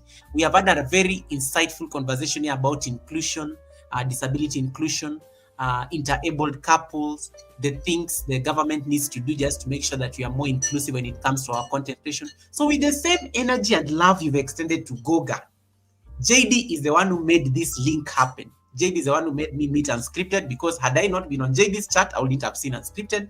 I wouldn't have seen, JD told us, you all need to connect to unscripted. And I was like, with this unscripted that we need to connect. Then I clicked on his channel. I went and I was like, oh, wow, this guy has very good content. Like, this guy should be at the Sunday service. Yeah. So JD is the one who made that happen. So thank you so much, the party goers. Please make it happen. Please make it happen. You came here like you are 20. We can get him to 330. Thank you so much, guys. The link is pinned up there on top of the chat. And Aaron, great people coming in through the live stream. These are people that you know, because we met through JD. So I'm glad I'm seeing a lot of familiar names on the chat. Names on the chat. Yeah. So yeah. And I advise them to stay connected. And leave a sweet comment on how I can improve my channel. And Yeah, and I also subscribe to their channels if I haven't, you know. So yeah. Yes, guys, leave him a comment. He always gets back, by the way. He will take time, but he will get back to you. Leave him a comment and, do it nicely. Leave it or go to what. Unscripted has very short videos. Just go to three of his videos. And then this is how his channel looks like. You will see him here in his wheelchair, and you will see those are the pictures. So just leave a comment on 3 of his videos so that at least you are connected to him, and then at least you're able to have that house. So I think yeah, very short videos. You can see them. They're very short videos, and you can see the videos. They're very short. So make sure you connect to him through those through his videos. So yeah, so we were talking about the aspect of being more inclusive, even as content creators. How do we make people? How do we make our? How can content creators be more inclusive when it comes to looking at the plight of the differently abled? The differently able. You are just on that answer before. You're just on that answer before we got the raid. Before we got the raid from the Ariba party. Right. Yes, and I think I don't know how we can accommodate the visually impaired, because some listen to the channel and they cannot actually visually connect with this channel. So it's up to us to make sure that we exploit those functions, or maybe when the hearing impaired are listening or watching our channel, then I can actually see they call them the citations, because some people actually disable those citations. A person who's watching you and who's got a hearing impairment can actually not follow up with your channel. You get it? So yeah, we just need to accommodate them and encourage them to be part of the YouTube community as well. I like that. And yeah, Crossdale is also rallying the support for you there on the chat. Thank you so much, guys. Marlon, nice to see you, brother Marlon. Mama Rebecca Prince, thank you. Did I say Belinda? Belinda, I think I said hi to you. And Spiral is also excited. Spiral is very excited about the support. Thank you so much. Thanks so much, guys, for that. For that. Thank you so much. When it comes to making content for your channel, one of the challenges that you'll immediately face will probably be, you said you can't hold your phone for so long because, of course, your hands, you have to be keen on your hands. What are some of the challenges you face, when making content, shooting videos? Because YouTube is a place where you have to post the content. So what are some of these challenges that are immediate to you, especially when it comes to putting the content? What is the cost of being a content creator? Basically, for instance, my phone doesn't have that, camera that really shows good quality, and also I don't have an assistive device where I can actually install it on my wheelchair. And I've seen some on Amazon, and help me to vlog while I'm pushing my chair. So that's one impediment. And normally, a good camera, maybe a dash camera that you can put on your car or something like that, and then your vlogging becomes more visual. You're not having part of a video showing your dashboard instead of showing what's out there. And also, with my phone, it doesn't have a stabilizer, so when there's a hump, it shakes, and it also affects the quality of the camera. As for uploading, it's easy because we've got Wi-Fi at home, which I also use when I am working. And if I'm attending conferences, normally the venues have Wi-Fi, and I'm able to cast. But yeah, everything comes with confidence and practice. So go out there, show us where you are, create content, and one thing I've realized, I can't create those loop videos because they want me to sign in on a different email address, and you can't keep on creating new email addresses. So loop videos can be. Yeah, I will. Irene Zab is here. I will be talking about this. I know I've talked a lot about the loops and the platforms, and I know this one you're talking about StreamYard specifically. I will be unpacking Restream because I know there has been a very huge migration to Restream as a platform. So I will be talking about Restream on Wednesday, just to talk about some of the highlights and some of the changes they have made, and how it can be a great opportunity also for you to explore and see whether you can create content from this kind of solution. Do you, what kind of content fascinates you? Do you just capture any content, or is it just the travel, showcasing South Africa? What specifically does somebody expect to find at Unscripted? Well, travel, day-to-day life, being with communities that have got disabilities, and basically lifestyle in per se. Whether you're traveling, whether you're at home, whether you can afford a recorded function, whether you're shopping. Yeah, but then with shopping, I need to develop confidence. Shopping. I'm curious about shopping. You paused there for a bit. Why shopping specifically? No, just to showcase the daily life and how convenient some of the shops are and the prices, in case someone wants to visit South Africa, they know, okay, yeah, this is where we can get our food, the price range, how convenient, just to get people to know more about South Africa and the places we travel and generally our lifestyle. I love that. All right, guys, if you have any question you want to ask, and thank you so much, guys. I see the support. I see the massive support going to Unscripted's channel. Thank you so much, guys, for making it happen. Wanga Lady and Marlon, why I know you guys were flying business class. Where were you stuck? Mima, how is France? Latoya, how you doing, Twinny? Thank you so much, Latoya. Welcome, Lati. Welcome, Lati. I'm laughing. There's an inside joke I'm cracking there. With Latoya because of Ike. Ike and sleeping on the job. All right. Ike and sleeping on the job. In terms of, we don't see a lot of, people living with a disability, especially on platforms like YouTube. And maybe, you're one of the few. I literally can count them. I think it's you, Juba, on top of my head. And you now you see, these are just two I can think of on top of my head.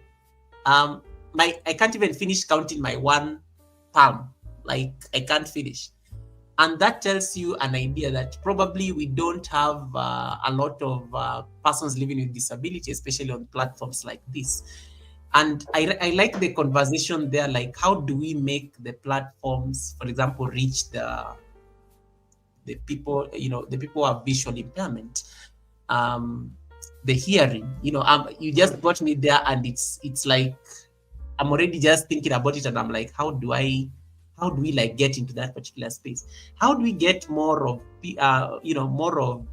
persons living with a disability just on these particular platforms to share their stories, to showcase their other passions and pursuits? How do we go about this? In those forums and workshops you attend, is this a conversation that is normally part of the topics? Well, I've attended a workshop on AI and technology and how it can help people with disability. So basically, with the lady from Kenya, Kenyan delegates, Zimbabwe, um, um, South Africa, and the region, and that's how people raise awareness. How AI, for instance, helps people with disabilities to do different things in technology, basically. So yeah, there are, you know, a lot of YouTubers with disabilities, but they tend to be in the West, or should I say, significant amount. Yeah. With us in Africa or in the developed world, we lack. I'm trying to charge my phone. Okay. We lack. We lack resource. For instance, to get a phone for someone, it's quite difficult. I don't know if I turn this. Sure.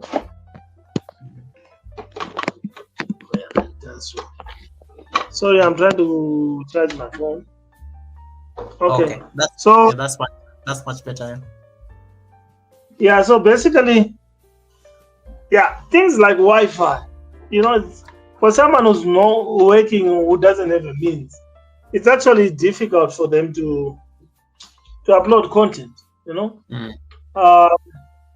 So unless if there are well-wishers that support that person, then they can upload. But it's quite a challenge just to upload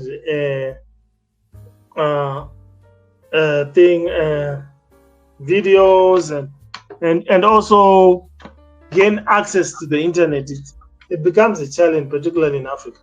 So I think education can empower someone with a disability, because the more educated you are, you're able to get a job or be more creative, you know, than sorry, I'm trying to connect this. But you see, my hands cannot really function now. Okay. Okay. Yeah, so okay, there we go. Yeah, so yeah, basically, well, if people can afford, can contribute phones and so on, that would be beneficial for people with disabilities in their community, you know, and also encourage them to say there's a platform here you can connect with like-minded individual on YouTube, create a channel, and things like that. Precisely. All right, guys, I am done with my questions for Aaron. In case you have any questions that you want to ask, please feel free to ask him. But thank you so much for the support. I love the support, the massive support that you guys have given to his beautiful house. And also there's a family channel, you know, Footprints and Wheels. That is a channel that is run by the wife, but he's still there. He still features because that is now them as a family. And then this is still them. They have two channels that they're still growing, and I think we've gotten the Footprints and Wheels to 400. So thank you so much, guys, for making that happen. And you guys are still connecting to Aaron. Aaron just got to 300 subscribers and counting, and you guys have added at least some extra. I know some people are going to connect to him after the live stream, because some of you, I know you like saying, Goga, why are you chasing us away from receipts? So I know you don't. Some of you are like saying, Goga, I will connect to him after the Sunday service. I have already taken his link. I'm not just leaving because I'll miss receipts. You're being asked a question here by Mama Rebecca. Mama Rebecca is watching you from the United Kingdom. Okay.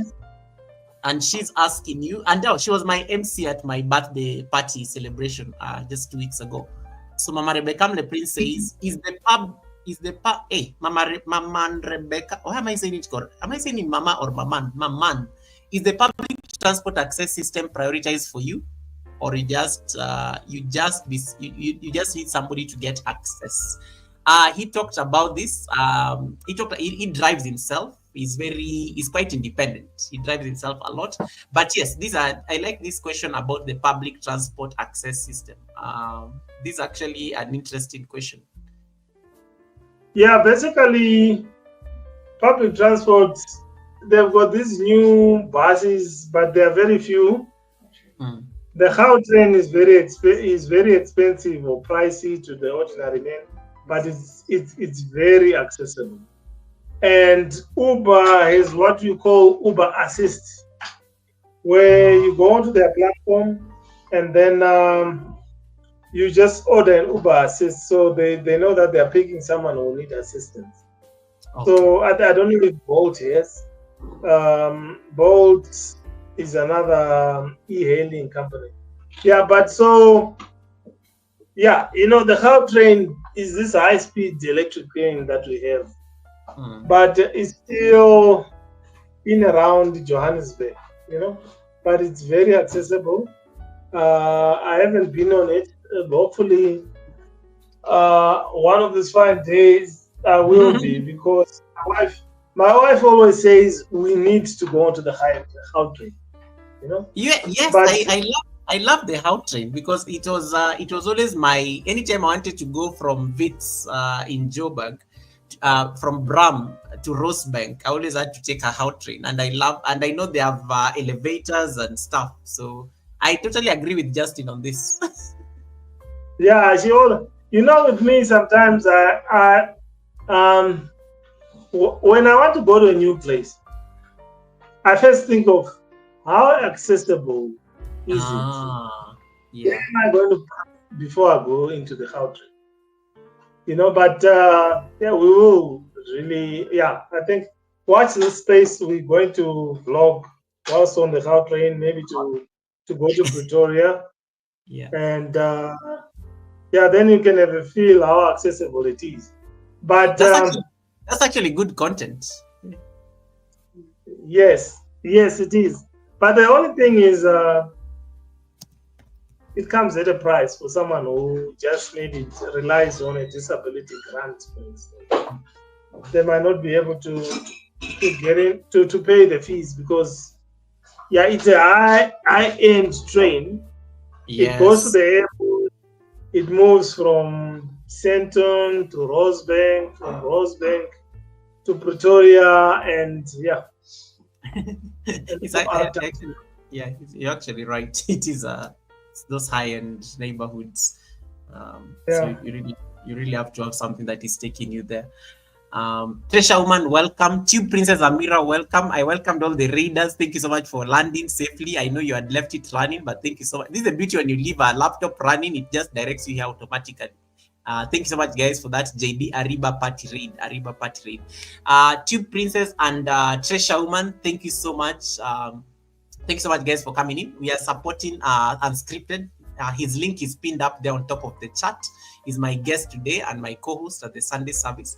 So thank you so much, guys, for supporting his channel. So let's keep pushing. Cindy Kunene says, Goga, I have never been on a How train, but you have. Yet I'm a Joe Burger. I needed No, for me it was. There's a time I think I was going for a conference from the university, and I was so late. So there was no any other way I could have arrived on time. So I just jumped on the train, because I was literally at the train station in the city. So I just jumped on the train, and in no time I was actually at the conference. And the conference was taking place, I think, at a mall that was just outside the train station. Boom! I was there on time.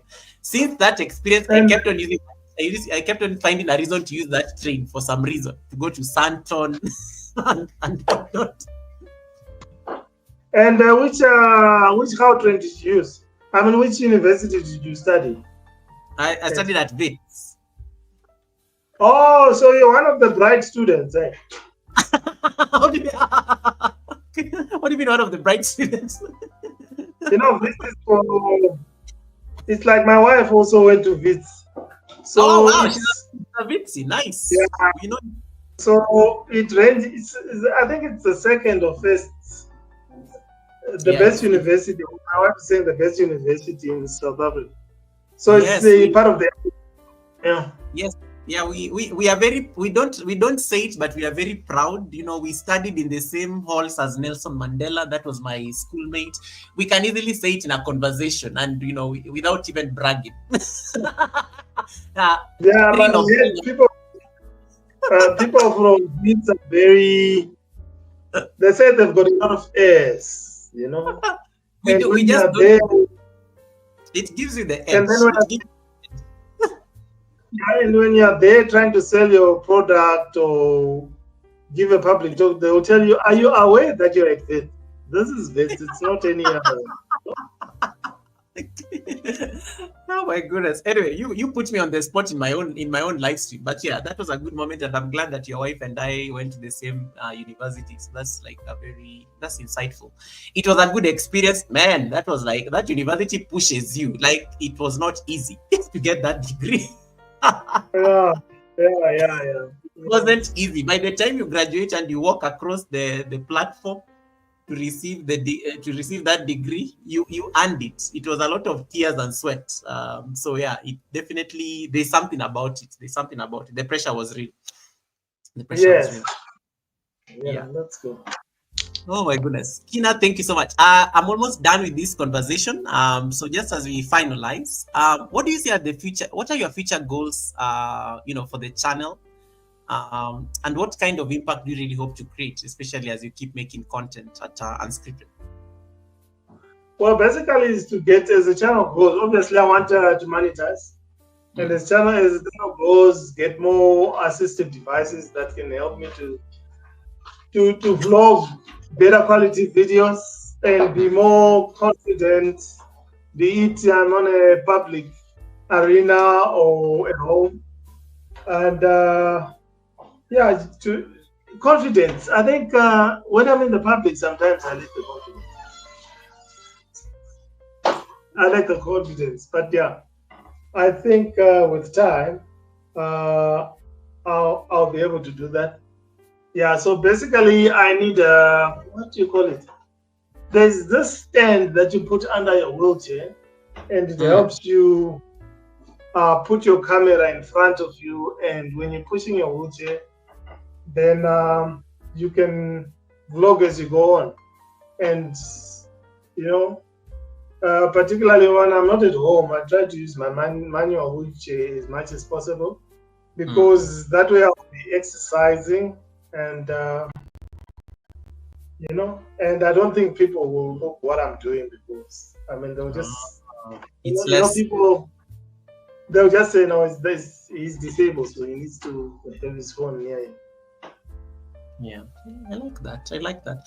I like the idea. I've seen that camera before, and I was very curious when I watched that video. It was some random video that just popped up on my, and I was like, how is this person shooting like this? And I didn't know it as. I like how you've explained it, that it's something that has to be connected so that it faces you. It was very nice, actually. It was very nice just to see them, you know, doing that. And nowadays they've got glasses that you can actually record, but that's in the West. It's pretty pricey. So you just turn on the camera and it records when you're moving. You know, I saw it on one channel. It's an interabled couple, and this guy was so excited with this, and he kept on looking all over the show because he had a camera on his glasses. You know, oh yeah, because now you can capture everything as you're doing this. everything, and talk as well at the same time. And it goes back to independence. You know, there's nothing that makes a person with a disability happy than when you gain some form of independence. The more independent you are, the happier you are. You know, because there are these barriers that frustrate you, because be it an accessible ramp, or you know, once you get an accessible ramp and a flat surface building with huge doors, you feel like, wow, I'm now able to do a lot more than what I can do. Because sometimes when you get to a building, what you see is a barrier in front of you. For instance, if there are stairs, you know. So disability doesn't mean inability, but this first is the impairment and then the barrier equals disability. So this guy was saying, a facilitator, I plus B equals disability. But if society uplifts those barriers, then you have gotten rid of the disability, you know, because people with disabilities are impeded by barriers, you know. For instance, vlogging, you know, if you can't hold a camera, I had to learn. It took me about, I think, 3 years to just know that, okay, I can actually hook my phone in between my thumb and my index finger and at least vlog for some time, you know, without bothering my wife, or who's busy maybe with the dishes, or she's gone to work, or sometimes she's driving. I can actually do that, and it makes me more independent. So given a chance, because my wife was asking, what type of, can't we invent a device that can help you to hold your camera? And like, it's possible. All you need is to have a device where you actually insert your fingers in, and then there you have it. You can now record without using your finger, because it's like a ring, you know.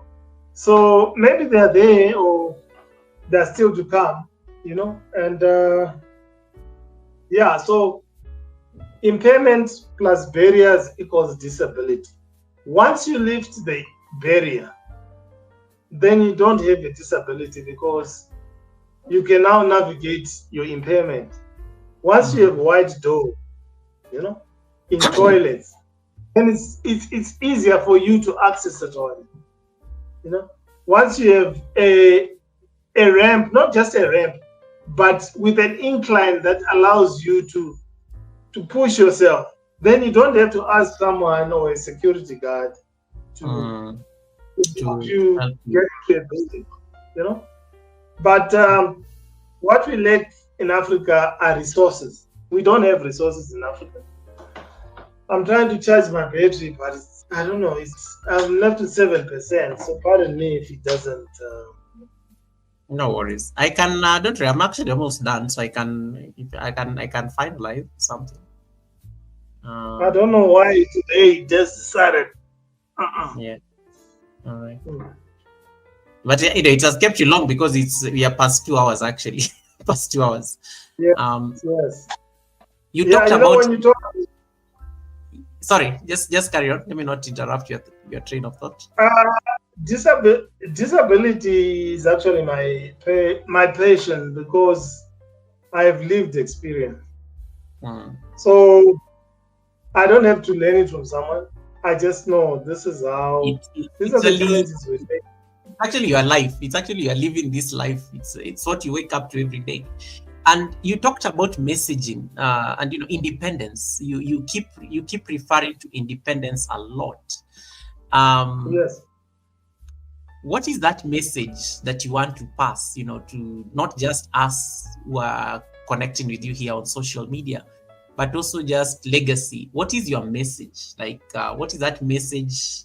Because you're very passionate about disability itself, and you're trying to break that narrative of what people have been told.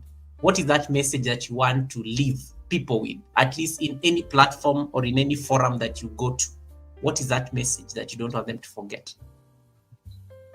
Help us uplift the barriers that impede our life, and then we can actually be more independent, and also raise awareness, get to know people with disabilities, become involved, so that you raise awareness in the societies that you are. So that I'll share one, because it starts from the family unit, then the community. So those small changes actually go a long way, Then the community, then it reaches the to those who are in government, and even through YouTube, sometimes just highlight people with disabilities and engage them. They are part of our community, and disability won't will still be around in years to come. Any form of disability. You know, and sometimes it's also good for those who are not who are able-bodied, because you never know when you can acquire a disability. And most of these accessible areas we lack or we need, like ramps. When a woman is pregnant, for instance, they'll rather use the ramp than the stairs. When someone is old and infirm, they want a wheelchair, they want an accessible bathroom with rails, they want a ramp. So always have that in mind, that maybe one day I can acquire this. Maybe one day I'll have aged and I'll need all these assistive devices. That's why they talk of universal design.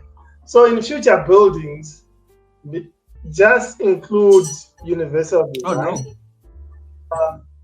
And maybe when you're constructing a building or a house, ask someone in a wheelchair, is this ramp really okay for you, or is it too steep? Do you need rails? It starts with the community, the family unit going forward.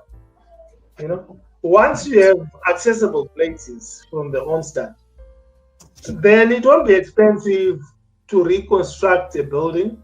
Most of our buildings are colonial. So during the colonial times, those who were disabled were not really on the move. They were not engaged with society. And in the past, they would look at disability as a welfare thing, or charity case, or health. Use the health approach that no, these people are sick. But nowadays it has evolved to be, they're now using the human rights approach to actually view disability. It's all about human rights and accommodating and engaging with people with disabilities. All right. Wow.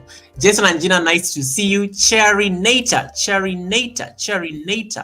Charineta is here, says, yes, I know what it's like living with a disability and being in a wheelchair, Goga. Thank you so much for sharing that lived experience. That's what, Aaron is talking about here as my guest. And thank you so much, Charineta, for subscribing. And I hope you are going to subscribe to Aaron as well, because that is a good connection right there, because there's alignment there. Gina, I hope you are doing better. Sharon, welcome, Sharon. I know Gina, they couldn't go live yesterday because Gina was unwell. So that's why I'm like asking her that she's feeling better.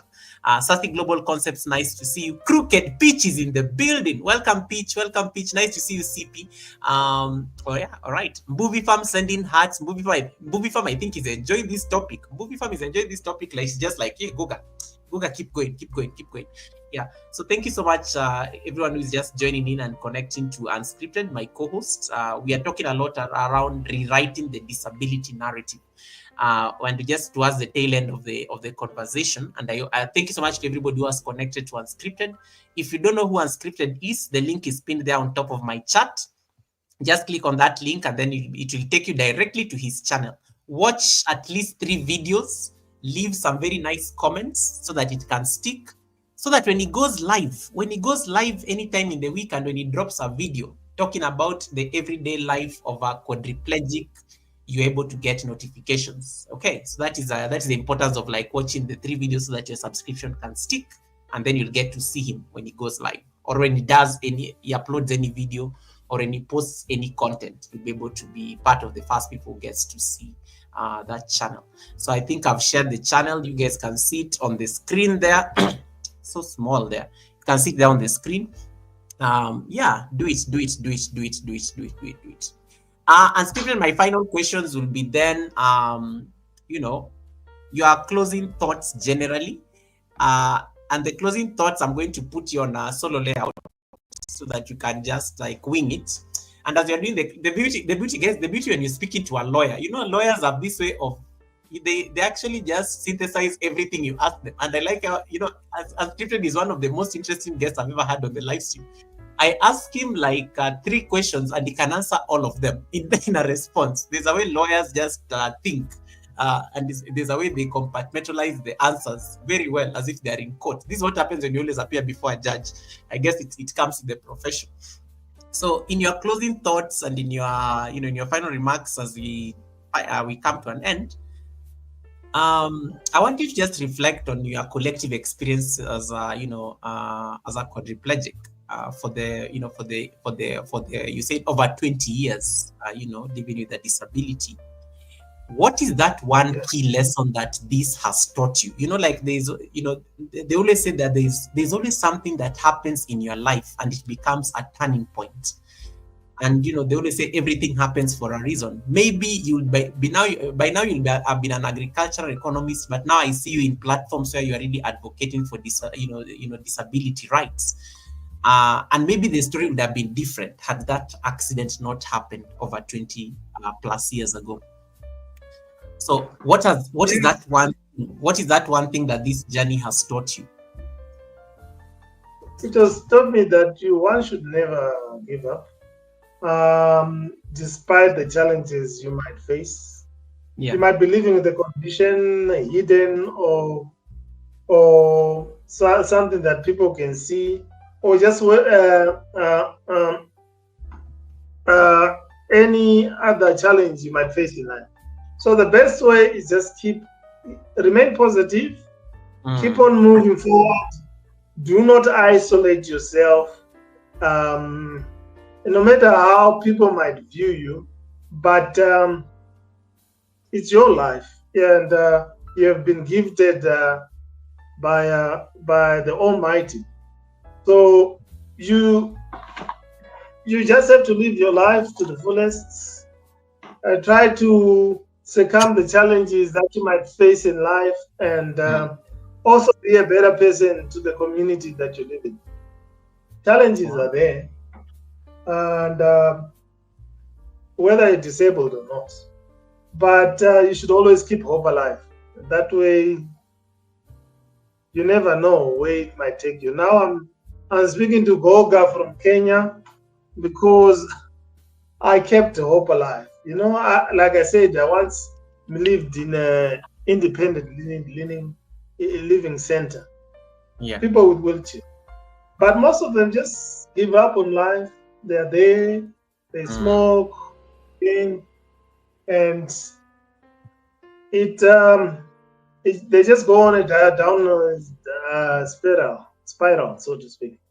So I encourage everyone to get involved in the disability movement, raise awareness on different disabilities, get to understand a person living with a disability. There are different types of disability, from people with albinism to quadriplegics to the visually impaired to those who've got a hearing impairment. Just get to involved and raise awareness and try to do the best you can to support them.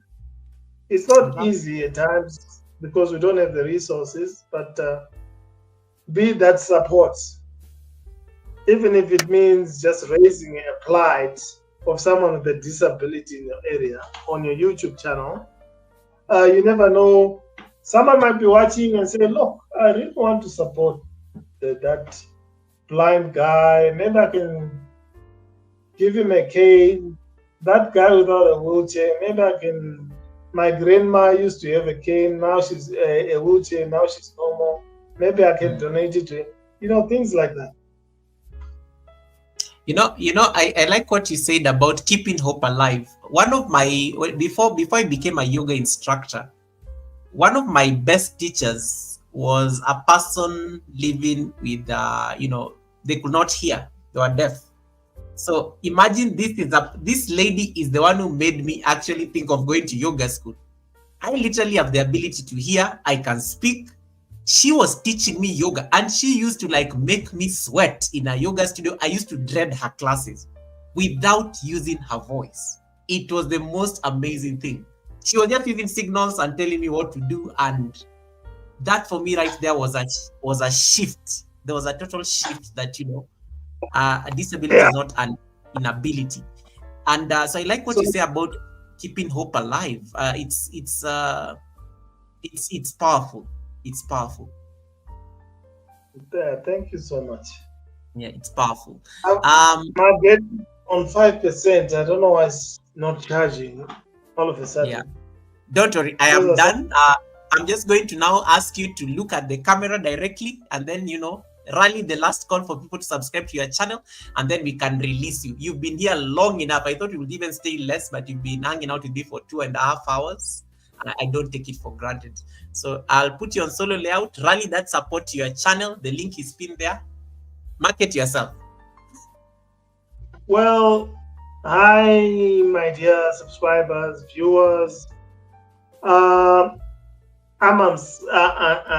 unscripted. My channel goes by the name unscripted_0. Subscribe to my channel. Stay connected. It's free of charge, and also subscribe to Goga. And leave a sweet comment on how I can actually improve my channel. Don't forget to share this video. In that way, you'll be playing a part in raising awareness for people with disabilities. I love that. I love that. Ladies and gentlemen, a good story is good, as I always say, until another one is told. That was my guest co-host, unscripted_0, all the way from South Africa. We are blessed, guys. We are blessed. We have amazing content creators spread across the world. The link is going to stay there until I leave the live stream. But this is a good moment to just release Unscripted. He has been sitting for so long. I need him to move and at least also attend to his, his duties. Thank you so much, Unscripted, for honoring the call. I know you are not feeling very well, but you made it. I don't take it for granted. So thank you so much for making this happen. I've been looking forward to this collaboration for long, but life keeps life in. You get busy, I get busy, but I'm glad that we found we found alignment in terms of the dates and the time, and we were able to make this happen. That makes you that technically makes you the last Sunday service guest for the month of November. Before we get into Thank Christmas. you so much, and keep watching my channel. Don't forget to subscribe to Goga and spread the love. It's free of charge. They say love is free. Spread the love. It's free of charge. Thank you so much, Unscripted. You have an amazing rest of the evening. I know it is, what time is it in SA? It is almost 10, right? 21:40, 22 minutes to 10. Yeah, it's 22:40. We are 1 hour ahead.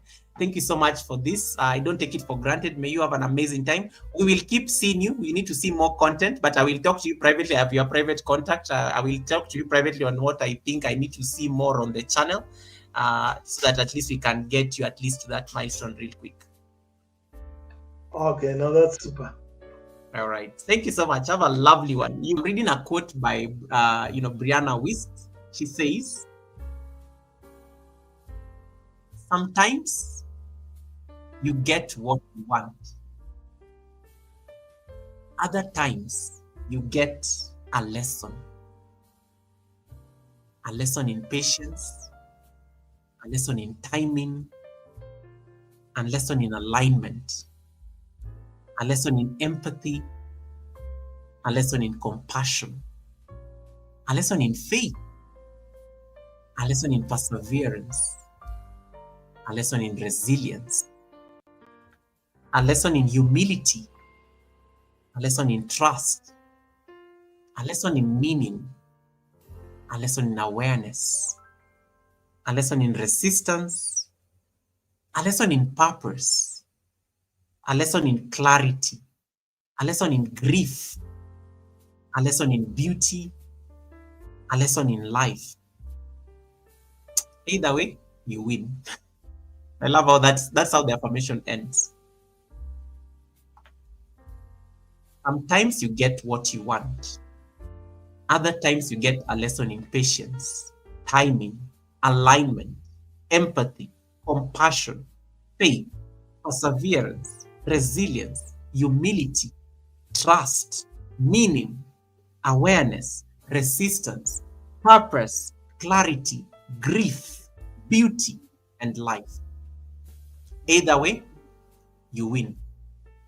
Either way, you win.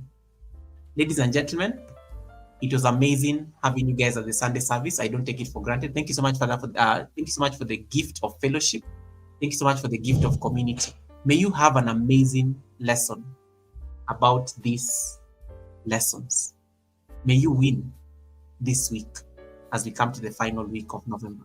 I will see you guys on Wednesday at the Sunday service. Take care of yourself at the fireside chat. Yo. I will see you on Wednesday at the fireside. You can tell I'm tired, right? I will see you on Wednesday at the fireside chat, same time. May you have an amazing week and keep winning. Keep